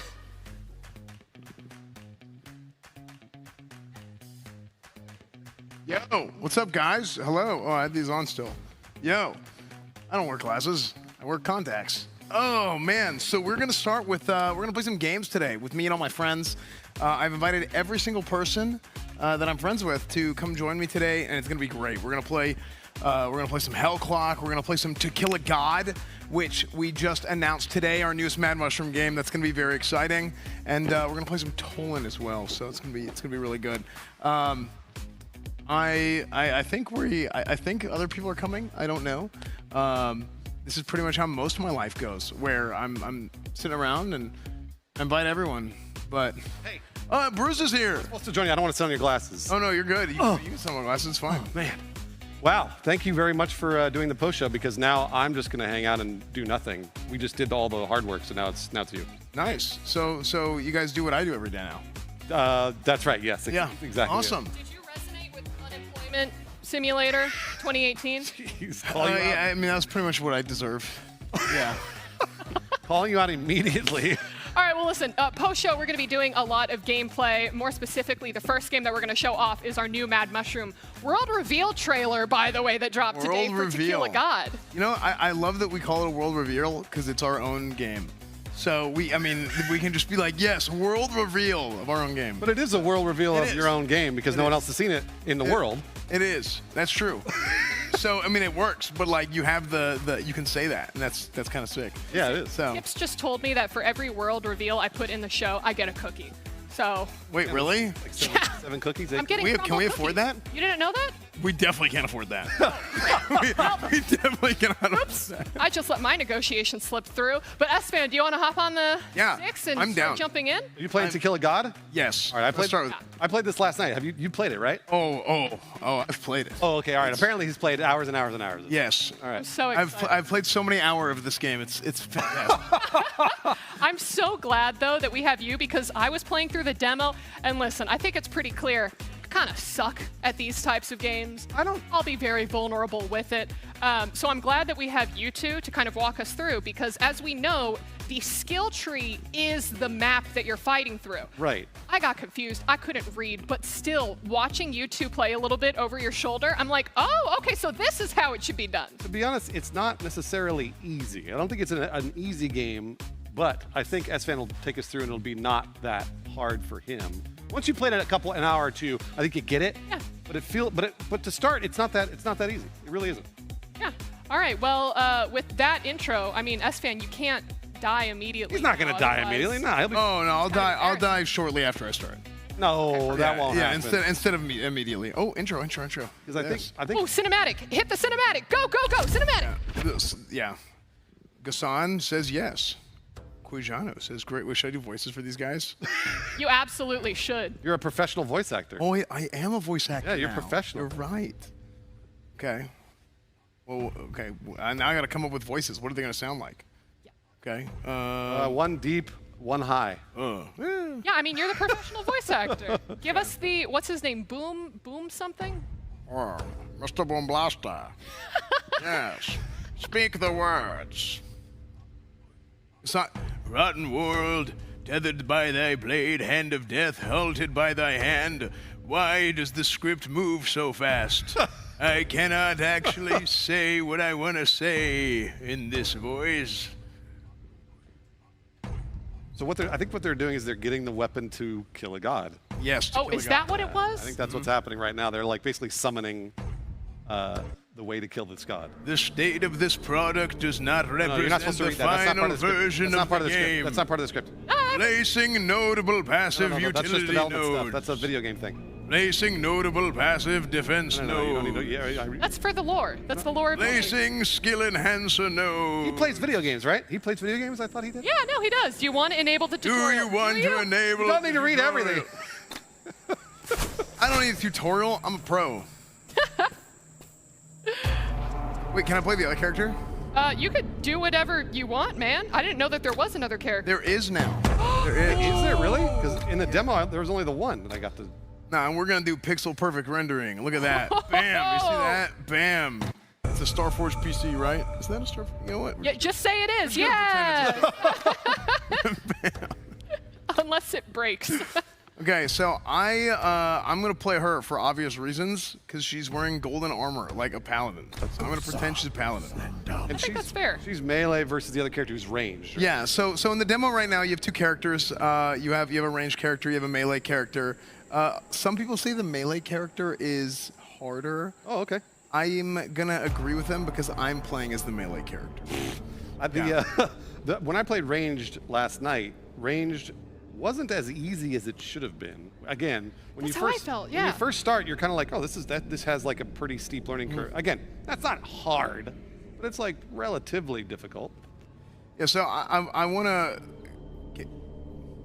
Chad, are you guys ready to shit your pants? Can I say shit your pants? Yeah, you can. It's a post show. Chad, get ready to shit your pants. There Bam. it is. There it is. There's the whole map. Yeah. So this skill tree looking thing is also the map. So how this game works, and there's actually a long tutorial in the demo There's a lot of dialogue boxes in the tutorial that will fully in-depth explain everything to you in this game. But I will give you the short version for the sake of stream. But basically, each one of these nodes that you go to, first off, you pick your starting ability, right? You pick your starter ability that you want to play off of to start your build. But that build turns into what the map is, and each one of these different nodes that you go to will change how the game plays by changing the stats of the enemies or something along those lines. For example, if I go with the Imbued Strike starter weapon, starter skill. Oh yeah, thanks. That's teamwork. So if I go with Imbued Strike, it actually goes into then the next node that I can go to actually increases cold resistance by 3%. For the enemies, all the enemies, right? And your rewards, random item, random passive, whatever. I'll get more into that in a little bit, but let's just go ahead and get started. I have 4 abilities for this character. 1, Blade of the Fallen. This basically does a, best way I can describe it is, oh my gosh, I'm drawing a blank. Ability from Retail WoW where the Paladin does a thing and the sword comes out of the ground. Ice Bite is it's like an ice blast. No. Blade Dance is a big like you're shredding people, Berserker Barrage like Wolverine. That's the best way I can describe it. And then Imbued Strike is kind of like Aatrox in League of Legends. Whenever he does his thing on the ground, it shoots the sword out, except it goes all the way across. I get that reference. Yeah, there you go. So I'm going to go Imbued Strike. Imbued Strike is more of a, I don't think Imbued Strike is very good early game, but I'm going to go Imbued Strike anyway because... And I don't have it yet. I get it once I complete this. I think Imbued Strike is cool because of and this is really what makes this game so fun, what makes this game so good, is the build variety and the ability to make each run your own run, right? Or its own run, right? However you really want to look at it. So I now have Imbued Strike, and I'll go ahead and I'll go here, or I can go here, notable passive defense. So if I do this one, entering this room will give all enemies 3% physical damage gained as cold damage, right? So you're going to do damage add. This kind of gives you an idea of what this is. Who cares? We're good at games. We don't got to worry about it. So. Gameplay. The best around. Nothing can ever bring you down. That's fantastic. Okay, that seems a lot more. So that's my just right click, right? And I'm a huge fan of auto attacks, right? Yeah. So I'm going to do a lot of auto attacks. right here, and then I pick up the bonus. Now, if I hit F, right, that's my Imbued Strike, which missed.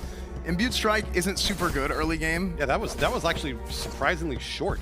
Yeah, I mean, it goes, like, I can go from here. Oh, there it is. Oh! Okay, there we And go. that looked sick, right? Yeah. Imbued Strike does like half your weapon damage. But what else it does is, if I click, does it give you a tooltip? All right, we're gonna see the tooltip out of there. Let's see. So, afterwards, you get to choose. I'm gonna get a, oh my gosh, legendary bow. Oh yeah, that is an exotic bow already. Yeah, you get it. You get an exotic bow. Now here's the thing. Rolled early. Okay, so wait. I picked the melee character. Yeah. So I suck. So S-Fan, this is a question that I had when I was trying to play the demo though. If you hover the bow, so it says like the requirements. Yeah, but he It shows, can't. like- He's too low level, and he needs 32 dex. Well, I could still use it if I wanted to. Eventually you can, but I don't think you can now. Yeah. So you know what?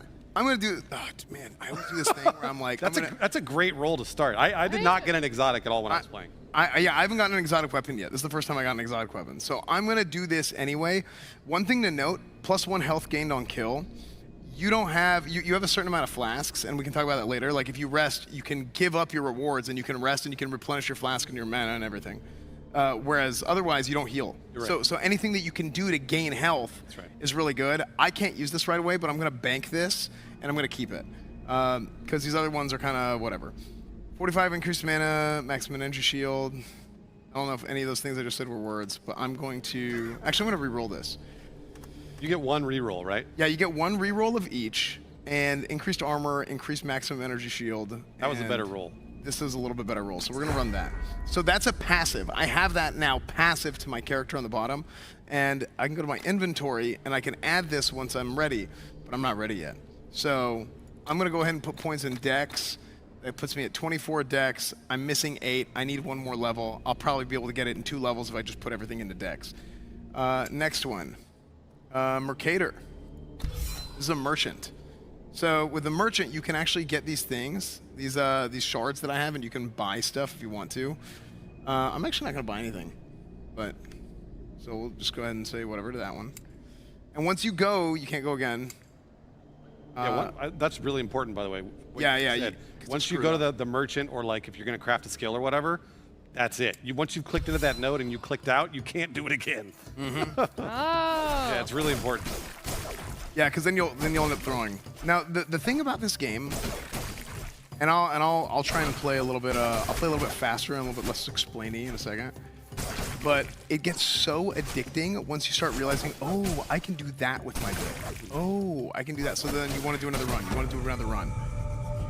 And I think that's a big thing with a lot of indie games recently, that they're games that it's, you compare it to like a big AAA title, it's, 100-hour playthrough, this and that. But they don't have a really addicting gameplay loop like some of the most popular indie games right now. Yeah, that's right. Whether you want to talk about it like a Balatro, Conquest Dark is like that, Exactly. we just released recently. So, yeah, it's kind of interesting. Ooh, big weapon. Okay, well, see, so now I'm at an impasse because I just got that other one. But you need 30 strength for that, so you don't have that. You can't use that yet either. Well, I could just use this now because I'll be able to add the 5 strength in. That's true. Yeah, that's a good point. So I should really stick to one. This is kind of stupid, but I'm gonna get it anyway. Okay. So inventory. I have 5 points available, and you can up your strength, but you won't be able to use the bow. Yeah, I mean, this is like a really dumb way to play the game, but I'm going to do it anyway just for the sake of showcasing stuff and also for my own knowledge because I've only played Melee so far. Let's go here. So now I'm going to hit way harder. There was also there was an ability I picked up last night that basically made it so that when you got a kill, it would set off chain lightning. Oh, yeah. Chain lightning would then get other kills, and if that got more kills, that would set off another. It like kept triggering kills over and over and over. That was kind of the build that I was looking for. Is like S-Fan said earlier, I kind of don't even really want to play the game. I want to kill everything and barely move. Right. It feels the most satisfying for me. Mm-hmm. Okay, so another item here, another item that I can choose from. At maximum health. Here's another chest piece with +1 health gained on kill.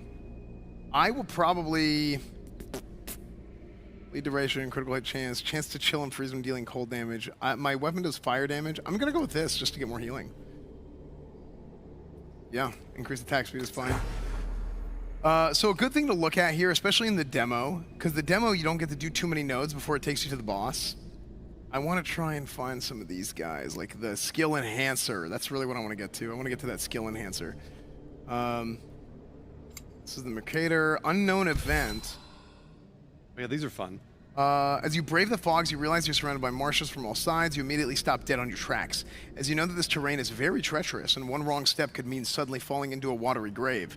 Your first measure is grabbing onto the roots of a tree and climbing over the many branches and vines, looking to gain a bit of higher ground before deciding how to proceed. As you do so, you spot a source of light ahead at what looks to be a torch or a small campfire. You carefully and slowly make your way closer to the light. Now, being able to see that there's a man sitting beside the fire, he's cooking while sitting on a log. Behind him rests a small bedroll. Further away, on the other side of the camp, a small boat bobs on the muddy waters.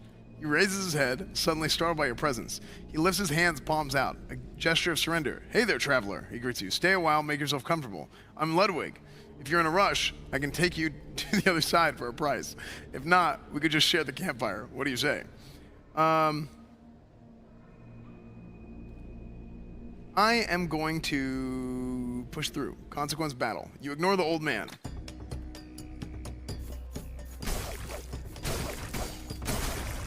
So you also have a dash with your spacebar, short cooldown. You can see the cooldown right there. The classic, just global cooldown. I think there used to be a bar. You could see how long that cooldown was for the dash. I think you see it when you dash. But... Yeah, I vaguely remember that too. I don't know. Yeah, I don't know. I saw it last night. Now I don't see it. So. Well, this is. I think this might be a different build that just went out today for. Okay, wow. Yeah, this might be a different build because this is a different build than the one that I played last. Yeah, that makes sense. I can confirm this is like a new update today. Oh, wow. There you go. Okay, so skill enhancement, increased fire damage enhancement. My imbued sword does some fire damage, but I don't really care about that. Ooh! Okay, so this is where things get good. This is what I was looking for. Projectiles released +7. So this is a big skill enhancement, +7 projectiles. So I'm gonna grab this guy, and then I'm gonna grab, let's see, increased attack speed. That's always fun. Okay, so I want to work my way to this skill enhancer and show you guys what makes this game special. Because right now, you see that's my imbued strike, right? It's like a big boom, and it shoots out like a thing from my weapon. Cool. But that's not really where the strength of imbued strike comes from. And this is what I was saying earlier, where it's like not that great early. It's more of a late game type of thing. You're ripping through them right now, though. Yeah, I'm doing pretty good because I got lucky with the weapon too. That's true. So Wind Piercer, I got another weapon, or excuse me, I got another skill because I went through here. Now, if I had gone Blade Dance, I could have gone straight here right away. Now, I need level 9 to be able to use Wind Piercer, so I can't use it quite yet, but I will be able to soon.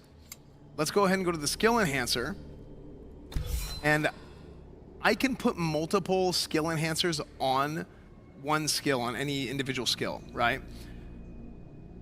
But I'm actually just going to do one because I only have one here, and I was kind of rushing for it because I don't want to miss out on this. When I'm playing greedy, I'm a very greedy gamer, unbelievably greedy gamer. So I will go and I'll try and farm everything, and then I'll try and get like a full stack of enhancements. But you can't really do that in the demo because eventually it'll take you to the boss. But also, there's the low success rate too. Like the more you add, then like you could waste all those enhancements on like a 40% success rate and lose it. True. So I really want to show off this +7. And again, what makes this game so addicting is now my imbued strike is completely different than it was before. So you guys saw I would go and from a range, pew, pew, a little wand, right? But now, I'm gonna go into this one. Watch this. Now I go on, farm them up. Have you ever done any sort of AoE grinding in a game? Yeah. Yeah. Oh, so I never even had a +7. I had a +4 before, and they went straight. So now it explodes and it goes all the way out like that. I wonder if you get in the center of them. Yeah. Yeah. So yeah, the pattern even changed. Yeah, like that's disgusting. And it's interesting too because the skill that I picked up, I had to basically form them into a line and then hit them with that. But then you have to get it in the center of them, which is pretty dangerous actually. Yeah, so it changes how you play. And even though it's like I had a +4 in the same imbued strike before, what I was doing is I'd go around and kind of round them up like I'm herding like sheep or something, and then I would just cleave them down. Yeah. But now I want to dive into the middle and blow them up. Okay, another weapon I already have. Enhanced skill has reduced cooldown, so I could have added this onto the other thing earlier, and it would have, reduced the cooldown as well by 50%, which would have been nasty. I don't want any of these. Chance of shock when dealing lightning damage. So imbued strike does a little bit of all types of damage, I think, if I'm remembering correctly. So I wasn't sure if it was like a physical damage or a shock damage or what. Yeah. So yeah, I mean, so imbued strike here. Oh no, there's just a chance to burn, chance to shock, chance to chill and freeze. So you have a chance to add like a status effect on them. Okay, yeah. Well, it's 100% chance actually. So it adds all the status effects. 50% of attack damage dealt is physical, and the rest added those chances. Yeah. So you do less damage than your normal melee, but yeah. Now, something I want to try here. Okay. So let's try a gift from Father. This is an exotic bow. This is a legendary bow. Added chance for burning enemies to spread burn on death. That's what you want. So that's big huge. time because we have the burn from imbued strike. That's huge. So yeah, let's see how this works. Right click to as upgrades a rare item to legendary, adds 1 additional modifier. Well, hold on. I couldn't get those to work last night, but I don't know if they work yet. Oh yeah. Oh, they work now. I did it, yeah. Okay.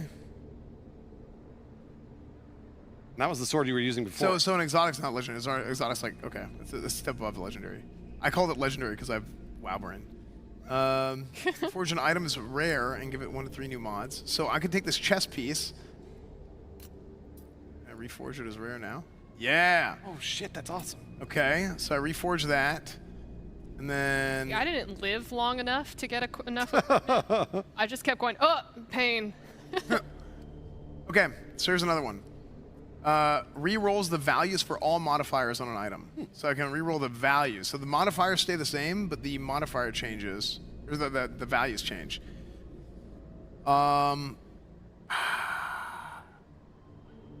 This looks so good. I don't want to do it on that, but let's just do it on this, because increase weapon attack speed, increase weapon crit chance.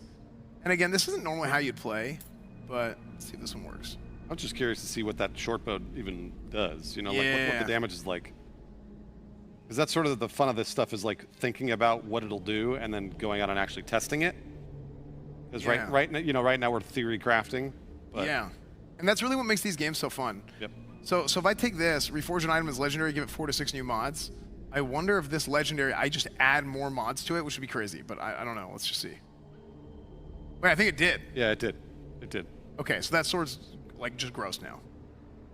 So yeah, so if the short bow's bad, then you can just go back to the sword. Yeah. Okay, so we're kind of cranking now. Okay, first time using a bow. Let's see how it goes with the imbued. Oh yeah, snipers. Oh, so it doesn't actually change my attack type. So my attack type is specific to my character. Okay. But if I go here. Wait, so what does the short bow do? I think it's just the stats. Oh, okay. I thought it would change your attack type. I did too, yeah. Yeah, because I've never actually done that yet. This is brand new. Yeah, so I can go in there, and because of how that burn works, see how they're all blowing up? It's the same thing you were talking about with the chain lightning. Yep. It's triggering kills upon triggering kill. It's like stacking the kills, which is awesome. Took a lot of damage there, though. I was being really aggro. Oh my gosh. Wow. Bro, they've upped the rolls on this. They must. They had to have. Yeah. Chance to cause bleeding when dealing physical damage. Chance to resist bleeding. Increased area of effect is probably huge for our imbued strike. Yep. Okay, so let's just get that. And then probably need to increase movement speed, I think. I'm feeling a little slow. Notable passive, that's the big passives. Yeah, look at the amount of damage I'm doing with my auto attack. Yep. It's actually crazy now. Okay, so this is coming at me. I gotta dodge that. These guys shoot 2-2, 2-2.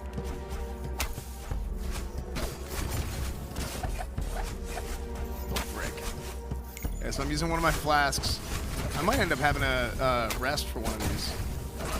I think you still. There's no shame in resting. Yeah, it's true. You still have a flask, I think, too. If you want to use it. Yeah, I think. Do I have one more? I thought you did. Or maybe you already used it. Yeah, I can't just use it. Okay, so I'm gonna try and dodge those and then get in. Nice. Ooh. Yeah. Work my way in. Oh, I don't have mana. So I can go 2 mana flask.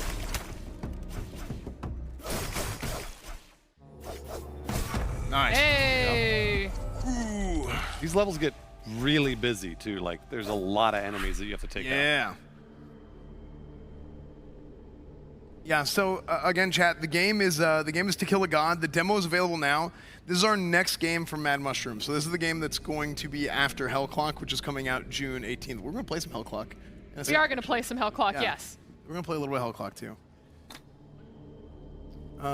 We're just waiting for you to die.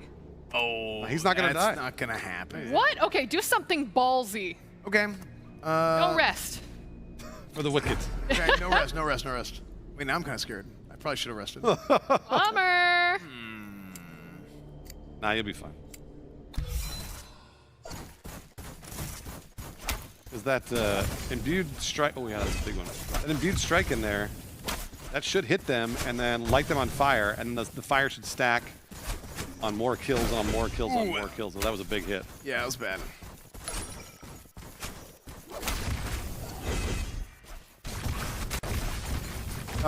What is that? Oh yeah, those guys, they like set off little lightning charges, basically. I have not seen that yet. Yeah, I ran into those last night. Are those mana potion? Oh no, they exploded. Oh yeah, you're doing good though. Those are way bigger than they were. You're doing good.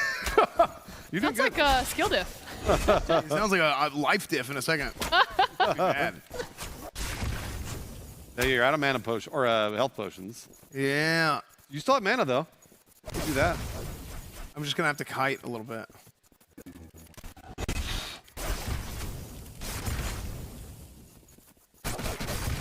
So I mean, if I go in and I just melee, you actually do a lot of damage that way. Yeah. I was having trouble with as ranged doing any damage with the arrows.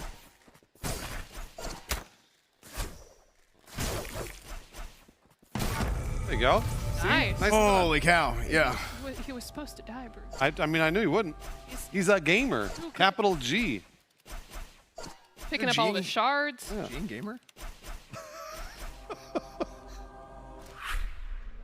Okay. Oh, wait, did we have gloves before? Did we get gloves? I don't know if you picked them up. Did you pick them up? I think I did. You could. I mean, you could. I gotta check my inventory and stuff. I haven't checked in a little bit. Less mana to cast is pretty good. You can check your inventory, I think, in this screen up on the top right. Oh, yeah. And just a reminder to everyone who's currently watching in the Twitch chat, you guys can visit our Steam page. It should be the link in the pinned chat message to wishlist and download a lot of these games that actually have their demo out right now. So To Kill a God has their demo out, Mad Mushroom, Hell Clock has their demo out, Beyond the Board has a demo. There are so many different games that have dropped their demos here today. So you can jump in with your friends over this holiday weekend and try out a bunch of different titles. Oh, yeah, I keep forgetting a lot of people have Monday off. Do you not have Monday off? I will be streaming. Oh, poor baby has to stream. I'm not complaining. Oh, I'm not complaining. Can we please get some tears, some sad emojis in the chat? I'm not complaining. I never once even complained. Pull back up Unemployment Simulator. Okay, skill enhancer. Okay, so this is the second skill enhancer that I get. All right, S-Fan, production is cutting you off. Oh my God! You played too cutting long. You off. I'm about to play the boss. You had too much fun. You're not going to be able. Wait, I'll speedrun. I'll just 5 more minutes. 5 more minutes. 5 more minutes, Mom. 5 more minutes. One more room, mister. I think I'm gonna get the boss after this one. Oh my God. Oh yeah, he does. Okay. He should show the boss. Let's show the boss. To be fair, but he might actually die at the boss. Okay. Yeah, to be fair, I haven't rested, so I don't have any flasks. He's not going to rest either. I can't pause. He's not going to rest at all. All right, okay. He's only going to win. Yeah, as long as it's full balls to the walls, then yeah, we're good. Yeah, so no more theory crafting, only killing. Yes. You have 2 seconds each loading screen. I'm giving you 2 Mississippis. 2 seconds. This is a rush. That's how long it takes me because I don't read any of the descriptions. Well, then this game is going to be hard. I know, right? When I came back to WoW, or I was trying a new class in WoW, it's like read through all the spells. I'm like, nope. Yeah. Nope. You Which one does damage? Yeah, if you want to stack specific types of damage, then that's how you do this. Oh! Boss time. Okay, here we go. Accept challenge. Here we go. Oh, okay. He's leveling. He's leveling. That's fair. We'll allow it. We haven't even gotten into the, I think it's called skill crafting with the gems. We saw a little bit of that. Yeah, it's kind of the same. I mean, it's the same idea, but yeah, there's a lot to this game, dude. All right, don't die. Be a gamer. No pressure. Be a gamer. Dodging. Oh, actually, he's putting in work. Dodging, yeah. Hold up. Wait a minute. And your build kind of doesn't work for a singular enemy. Like, it's like okay, but it's not. Yeah. It isn't what you want. Oh, that's terrifying. I can't believe he dodged that. Yeah, he's very low on health. It's true. He's low on mana, too. Oh, and he has to get a little bit closer in order to... Ooh, that one hurt. Oh, I didn't hit with any of those. Geometry. Yeah, you just have to get in close. Because the imbued strike is, like, not going to help. Oh, no. Damn. Okay. That was good. That was good, though. You went through 12 different levels. Yeah, that was good. But that's what you see. Like, you see the build variety and how, like, I had a build that was good for, like, cleaving, killing a whole bunch of things. But then whenever it goes to the boss and there's one guy, I was like, oh, frick. It's just one little dude. Yeah. All right, let's swap out, and I'll help get you set up for the next game. What are you playing next? Hell Clock? Play some Hell Clock. No, next up we are going to be jumping into Tolan Survivor. Oh, okay. All right, cool. So give me a second to set all of this up. Watch out for the... What? What did I do? Huh? No, not you. That's almost sat on your computer. He dodged it at the very last second. I have a very soft ass. Oh, goody. I have a good thing? I have an unbelievably comfortable ass. Oh. I can sit almost anywhere. I'm not sure what to say to this. Is this good? Bad? I don't really... Pixar, it didn't happen? I know. It's good. Well, I mean, we saw the evidence. This thing's fine. All right, I have the game all set up and ready to go. Ass. Espen, you want to play, or Bruce? I'll play since he just played. Unless you want to play. No, I mean, I would love to play, but. Well, go ahead. I mean, I don't want to take the fun away from you. Okay, all right, I want to play. It's your channel. If you want to start with, who wants to start with Hell Clock? You can play Hell Clock. Yeah, I'll play. You hop in here. This is Tolan Survivors. Is that what we're doing? Oh, it's Tolan. Survivors. I haven't played this yet. This is my first time. Yeah, it's very straightforward to jump into, and I have some fun facts about the game as well. So go ahead, hop in. Those are like the different crystals that you can use as multipliers, I think, for like your scoring when you jump in there. Okay. Consume. Commune those crystals, man. Start. And then this is just an auto attacker, right? Like I don't have to aim or anything? Yes. Yeah, it's like... no, there is an aim. Oh, there is? For some abilities, there's an aim, actually. Like there's like a Dragon Breath ability that has an aim.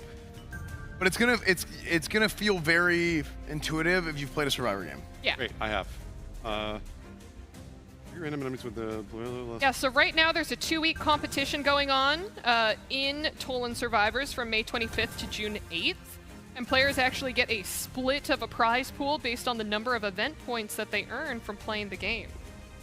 Prize pool starts at $3,000 and it increases throughout the event, and they're adding 70% of every in-game purchase to the prize pool to keep things spicy. Wait, what the heck? Yeah, now Bruce, all you got to do is kill the ogres and cyclopses, all these big giant monsters during your runs. Easy. You can earn tusks, which are your event points. Ooh, language recipe. Dude, every time I play games like this, like whether any sort of like roguelike sort of mechanic, I just get so into the gameplay loop is so addicting. If it's done right, yeah. Right, because it's like you go through and you're just okay, I see what I can do with this build. Yep. Yeah. It's always too late. You always find out too late, and you're like, okay, well, I'll just die and I'll go again. Yeah. And then you go again, and then it's like, well, I didn't get those things. And I really want to do that build. Yeah. And then so you just keep, see, some people don't play that way. Some people are like, okay, I'm just going to play the most efficient, best way that I can put on. I'm not. I pick a build, and I'm like, so help me God, I will run that build. make it work. I kind of feel that way. I did the same thing with like, gosh, did you ever play TFT? A little bit. Yeah. But not that much. I would just select like one build and I would force that build regardless of what like my opening hand. I'm very set in my ways. So with these types of games, I really like these chain lightning kind of spells or builds. Those are my favorites whenever I enter a Survivor type of game. I'm trying to get like full stats on chain lightning. We're almost there. Yeah, chain lightning stuff's always fun. Yeah. Yeah, dude. That's how I play Balatro. Yep. Oh, I will throw if I don't get a Wee Joker. I want to do this Wee Joker hanging Chad type of build where I'm just like spamming a bunch of 2s. Hey, let's get a spectral and turn all my just get lucky. I have to get the right spectral card and then it all turns into 2s. So. Ooh, okay, these look more intimidating. Yeah. Oh, that one looks sick. Which one? Every 12 seconds, cast Fireball 12 times in a row with a 0.2 second delay. So it's like you load up for a long time and then you just shotgun it like that. Oh, dang. Or like machine gun it, I should say. Those wolves are so. Then you don't do anything for a minute. Yeah.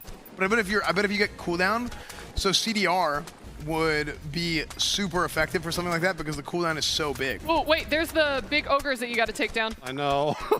Oh, I know. Chasing after you. Oh, there's the lightning. Every third cast has its target count doubled. Oh, that's big time. Done. That's nice. Yeah, I bet if you get some cooldown reduction, then that 12 fireball thing is gonna crank. And I think you can dash through enemies and not take damage, at least from what I've seen. I like the dash mechanic that's been added into a lot of these Survivor games. Yeah. Oh, so it looks like, see that timer at the top? Yeah. You have 30 seconds to kill the ogre. Oh, I'm supposed to kill the ogre? So go find the ogre and kill him, otherwise... Where'd he go? You lose. I don't know. Go find the ogre, man. Oh, he's up here. I see him. Oh, good. He ran away from me. You're just playing hard to get, dude. You gotta make yourself available, Bruce. Come on, man. There we go. He's dead. Nice. Okay, and so they're going to send the next one at you in 40 seconds, it looks like. Gotcha. Okay, cool. Now, I wonder if that fireball is targeted. It doesn't look like it is. It looks like it's an automatic. Yeah, I couldn't see? tell. It's automatic. Yeah, it's automatic. Okay. Well, that's good. You got some health potions on the ground that you could pick up. That's what I'm trying to do. Slash in the direction. Healing. Oh, yeah. Slash in the direction of your mouse. This is what I don't want. Yeah. You can do that. Cooldown reduction reduced. So have you collected any gear? Because I think if you press I, you could see your gear. I only picked up a ring. And that was because I found a chest. I have not found a chest recently. Okay, cool. Oh, there's some gloves to your upper left. There is. Let's go get them. All right. Oh, and there's a helmet. And another ring. Oh, so it looks like they auto-equip if it's the first one that you pick up. Okay, that's good. Yeah, CDR and then plus 7% damage. Where was the... Oh, yeah. There's a helmet, and then there was something to your bottom left, too. Hold on a sec. Ooh, life steal is always a good one. Oh, yeah, killing an enemy heals you. There you go. Yeah. That's it. That's what I want. And it looked like you combined things to level them up. Oh, did I? Because I think you picked up multiple helmets, so I think they... I think you're right, and also I might be rings. crazy. No, I think you're right. I think that did happen. Yeah. Not equipped tempered ring. I guess I can't. Okay. There.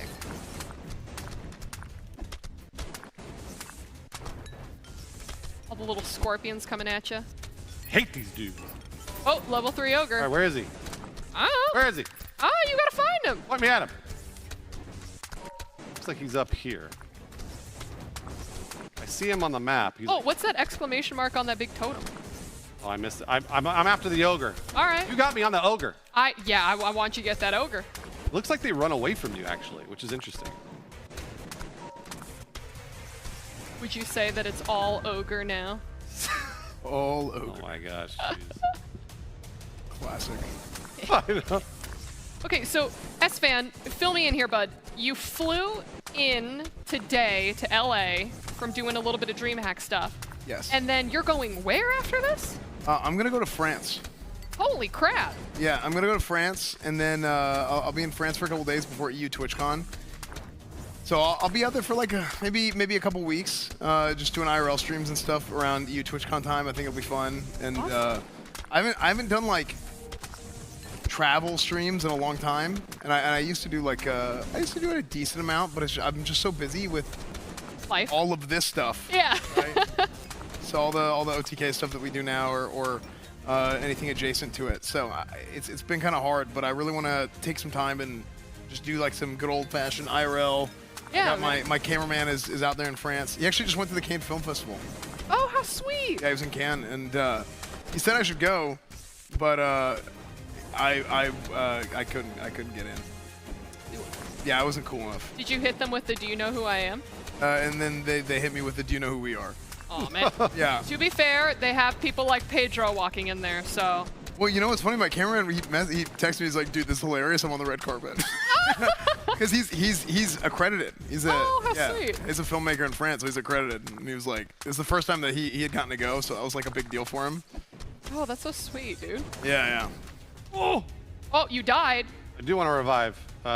Okay, you have enough. You have enough crowns. Oh, good. I'll give you Open up that one wallet. revive. There you go. You get one revive, Bruce. You mean only one? That is your one revive. It's garbage. Cooldown reduction. Hold on, I gotta equip whatever I'm picking up here. I'm not doing this. I think you are equipping it properly. I think that they combine. Some of it is like down. I can't tell if like some of it's down here. Maybe I don't know. I'm not sure. Because this is not equipped on it, so. Chat, this game is called Tolan Survivors. You can find it at tolan.io. I don't know that I'm gonna kill this ogre because he's. Well, to be fair, he is level 8. I don't know how you went from level 3 to level 8. I think it might have been that totem. That totem was super hard.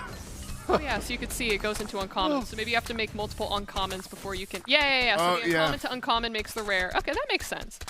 That's pretty intuitive. Come on, ogre. Oh. Oh, Bruce. Get wrecked, ogre. He's chasing me. Before the ogres were not chasing me. Let's do the blah blah. Experience gained. No. Zone size.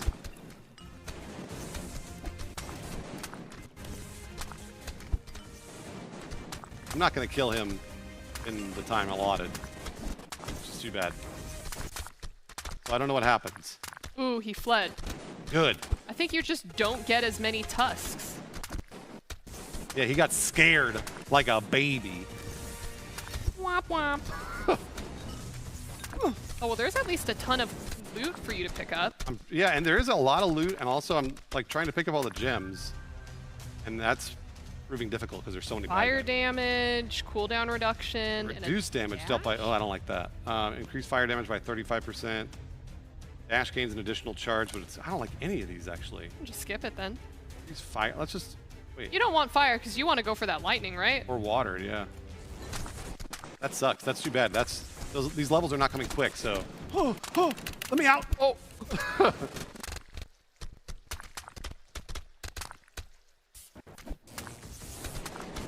Man, oh man. The dash gives you so much survivability. Yeah. It's really nice. That's always great to have. Yeah. It's like you're. Oh shit. Level 11. Yeah. Okay, Bruce, go face him head on. I don't know that I can. There's so many. Head on, so many Bruce. Oh, there he is. There he is. Wait, hold on. Let me get that chest. There's the chest.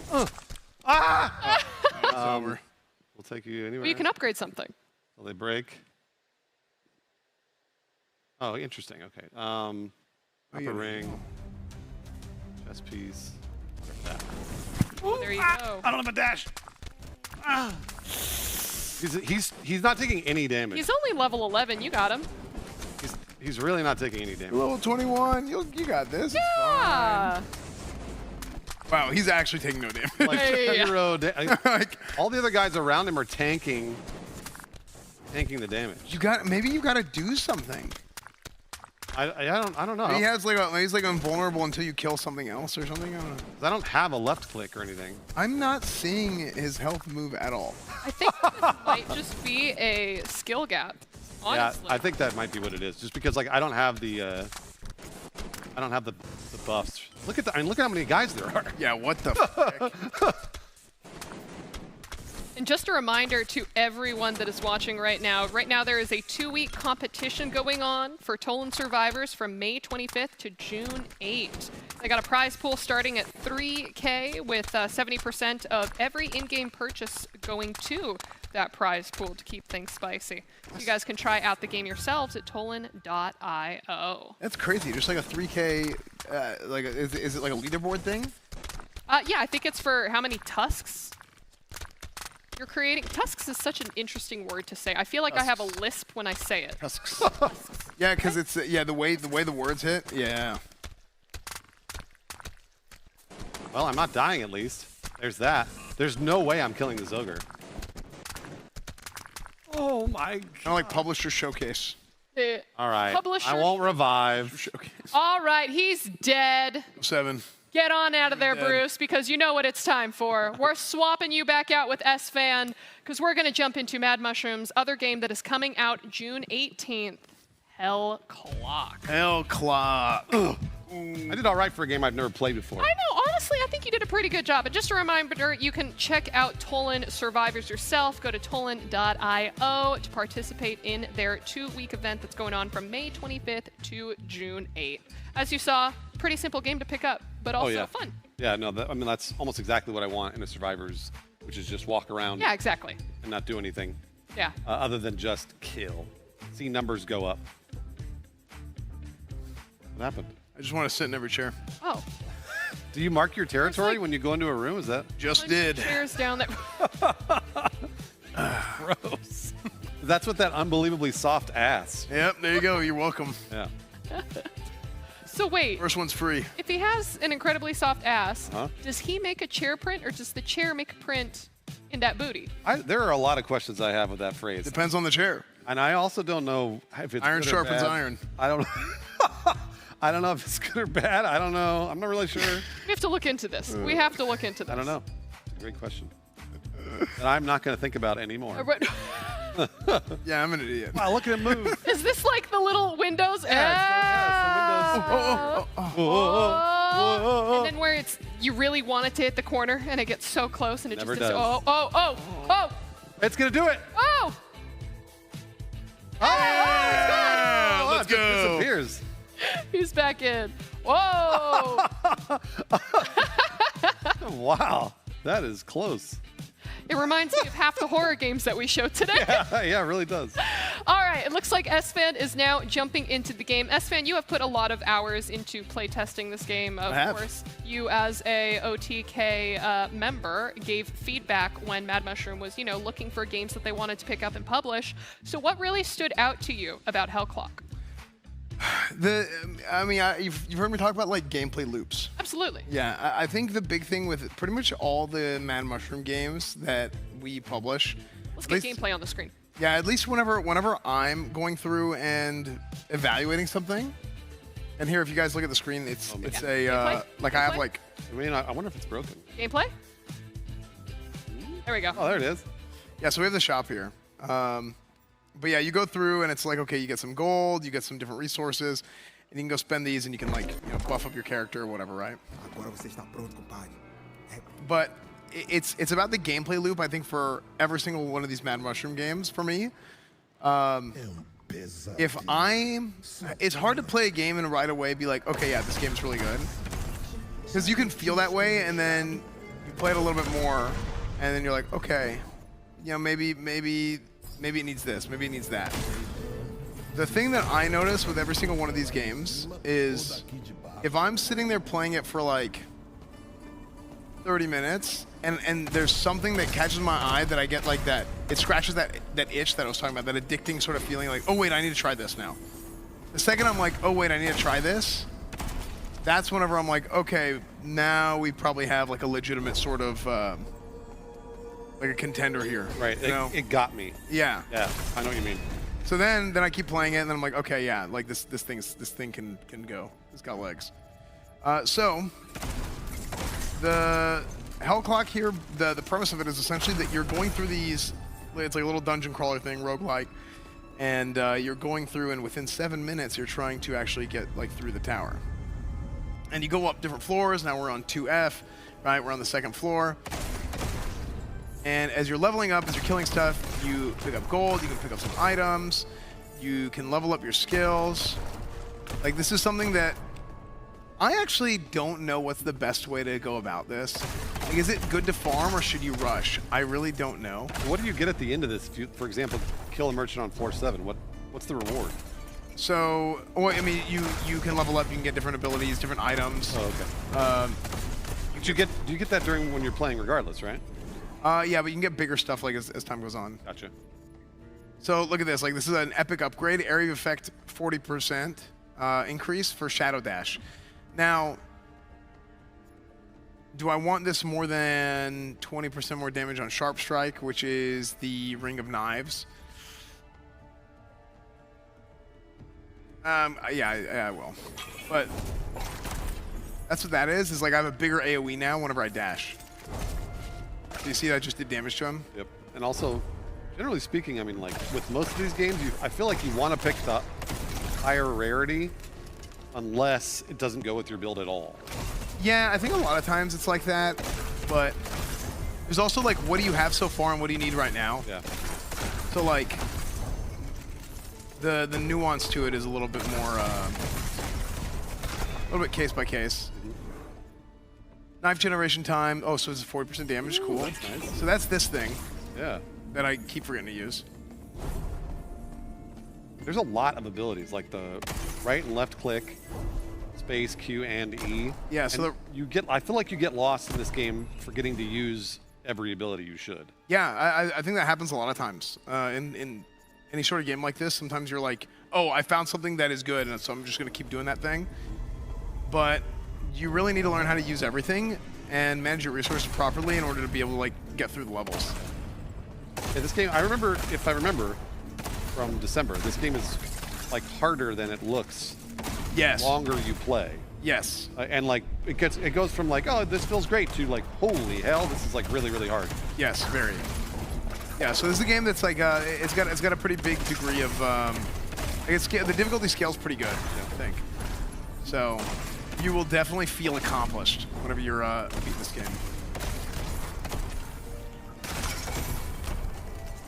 Okay, so you see time is frozen here. I think a boss is coming. I think this might just be like an event floor. I can't. Oh yeah. Fight for survival. Yeah. I mean, lots of good loot. Getting lots of good buffs. Yeah. Gold. I actually liked this because it freezes time. Yes. You don't have to worry about rushing anymore. You can just kill. Yeah, you can. You really feel like you're doing the event. Yeah. Okay, so here's a boss. So you try and survive, then the boss comes out. It's actually like a mini boss.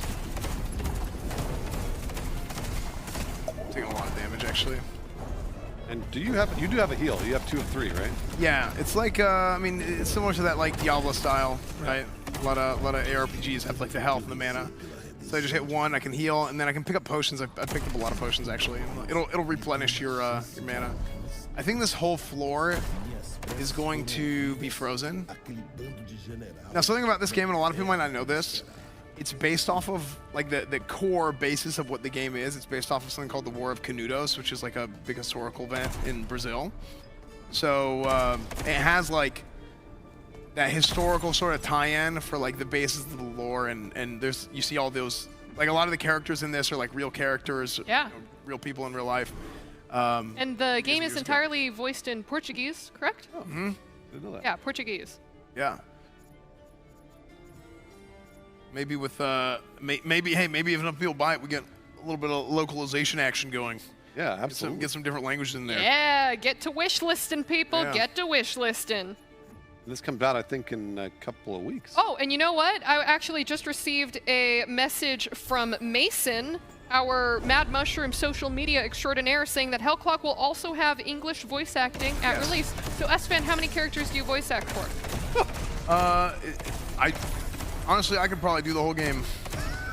And it would make everybody's ears bleed. It'd be terrible. All right, give us corpse sounds on explosion. Okay. Be something like. They kind of make more of like a sound effect, don't they? He's an artist. He is. Oh, he's doing the sound effect. Ooh! I thought you were going to do the voice for the corpse. Instead, he did the sound effect. All right. What would the voice line be? Ah, I'm dying. He's doing all of it. He's doing all of it. I love that. What a genius. Actually, my grandpa's like. Burning up your grandpa.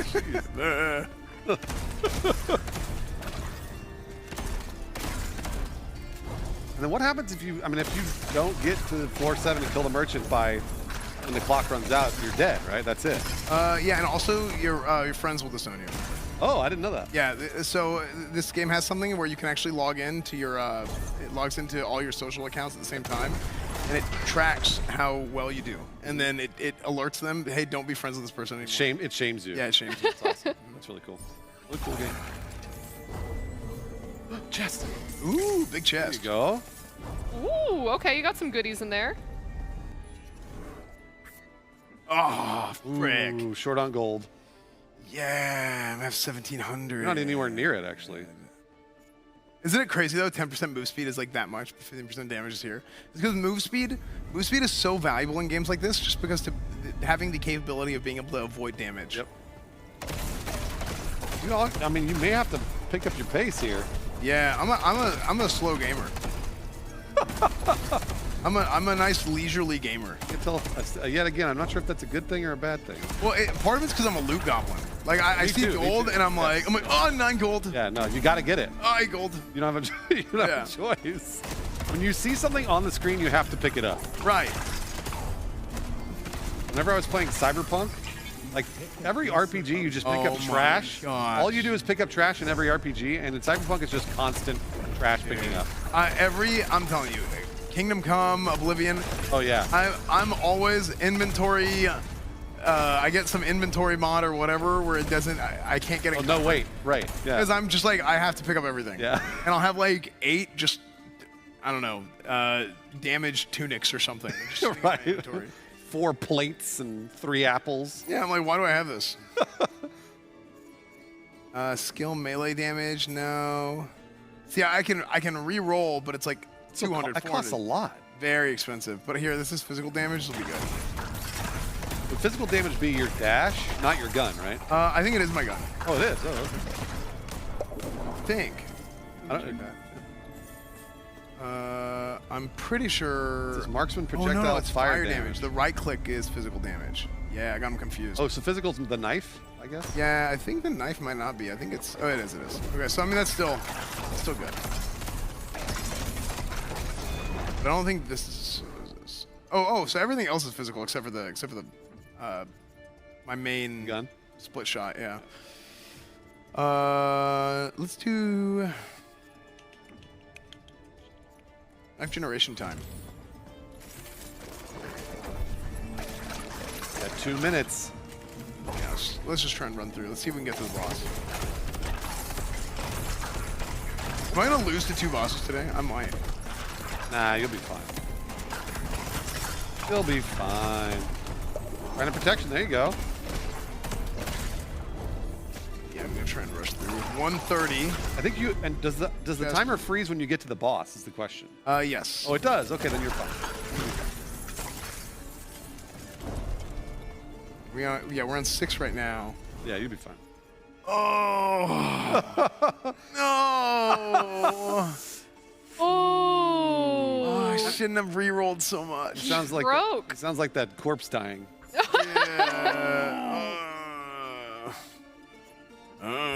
Okay, elemental damage. Okay. At least that's the fire attack. Okay, so this is boss. It's gonna be tough. Do I have the? I think is there a vendor after this? Maybe. You got this. This will be no issue for you.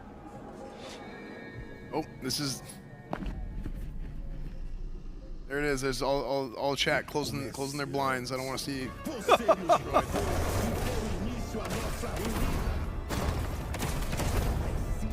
See, no issue. You're doing some good chunking. Yeah, actually I am. Ooh. I think the ads are, you're just grinding right through them, so.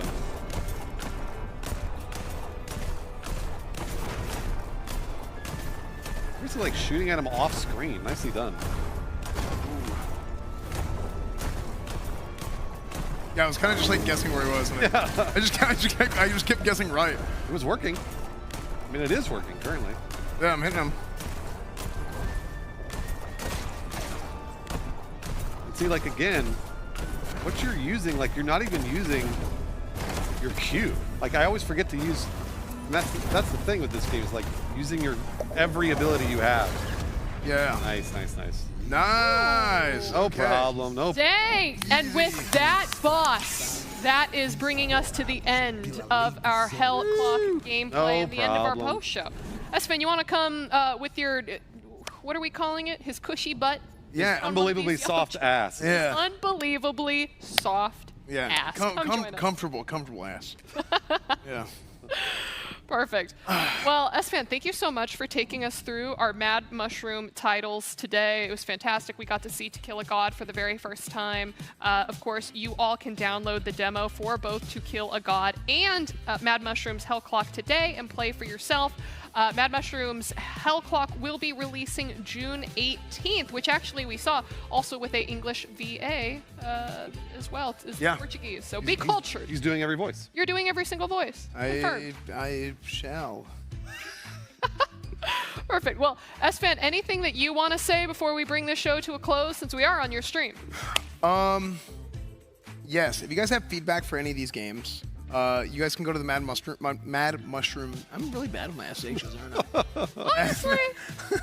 The Mad Mushroom Discord. Or you can go to my Discord or whatever and just leave feedback, right?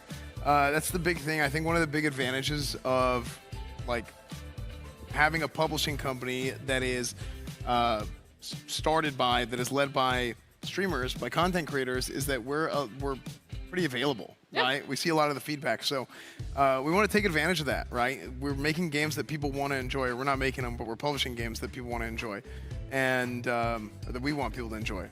Same thing, all the same. So let me know what you like, and let me know what you're like, hey, maybe I don't like this so much, and this is why. Because there's a lot of people out there that have like good ideas, right? I mean, I think anytime that whenever you have a game developer or a publisher or whatever that listens to the community, and they listen to like the right parts of the community, more specifically, it usually turns out pretty good. So, and we've seen that with Conquest Arc, right? Conquest Arc just came out recently, prime example. I mean, everything, right? But Conquest Arc is the most recent example. Hell Clock coming out June 18th, and then To Kill a God demo's available now, and the game's super addicting. So, yeah. Awesome. Thank you so much for taking us through all the gameplay and stuff. And Bruce, I didn't let you get a chance to say stuff when we were tossing up to the post show from here. So I want to, man, it was so great to have you joining me on the main stage. What a pleasure. No, I just want to say thanks for having me. Always. Thanks for inviting me to do this.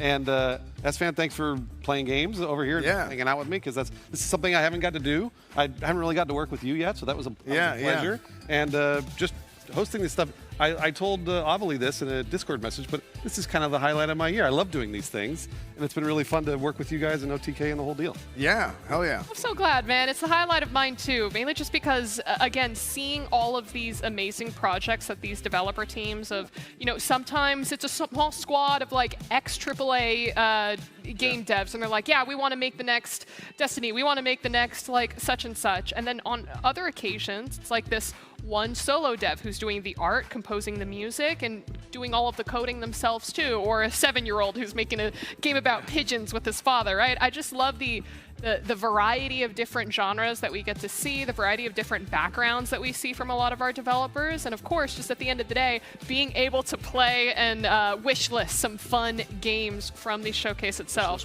But of course, I want to thank everyone watching at home, for everyone who wish listed, for everyone who voted. Thank you all so much for engaging and participating with the show, because we would not be able to do this without you. So as long as you guys are still excited to see and play more indie games, we are here to find them and present them to you. So once again, on behalf of myself, Bruce, S-Fan, the entire OTK team, the entire We Play production squad, thank you all so, so much for watching. And you can watch this thing again. I think we're running the replay of it on OTK Network right after. So go ahead and watch it all again and wishlist more games. We will see you all at the next Expo. Hi, everyone. Bye. Hey.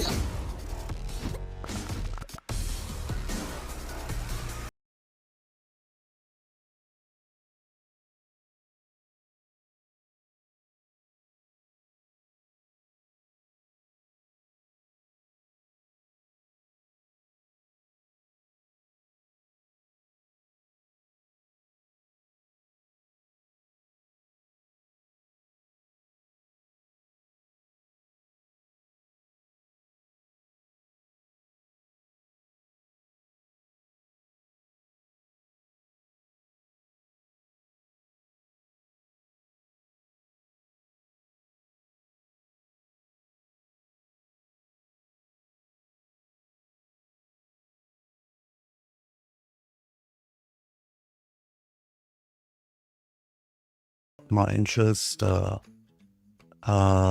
see. Let me try to pull up what I wish listed. Sorry, I'm just pulling out the list of games which I wish listed.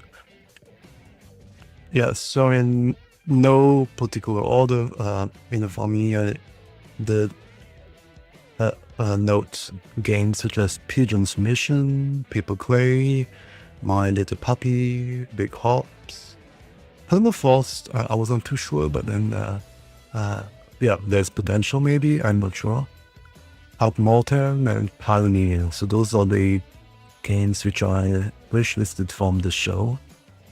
So yeah, I think, yeah, the lots of interesting titles coming out, but like I was saying, let's just hope that the games do live up to the quality of the trailers, because there have been a few examples as well of yeah, recent games, they look really, really good on the trailers, but then yeah, the game itself did not turn out as good, with bugs and all of that. So I'm hopeful, but yeah, as usual, let's wait and see.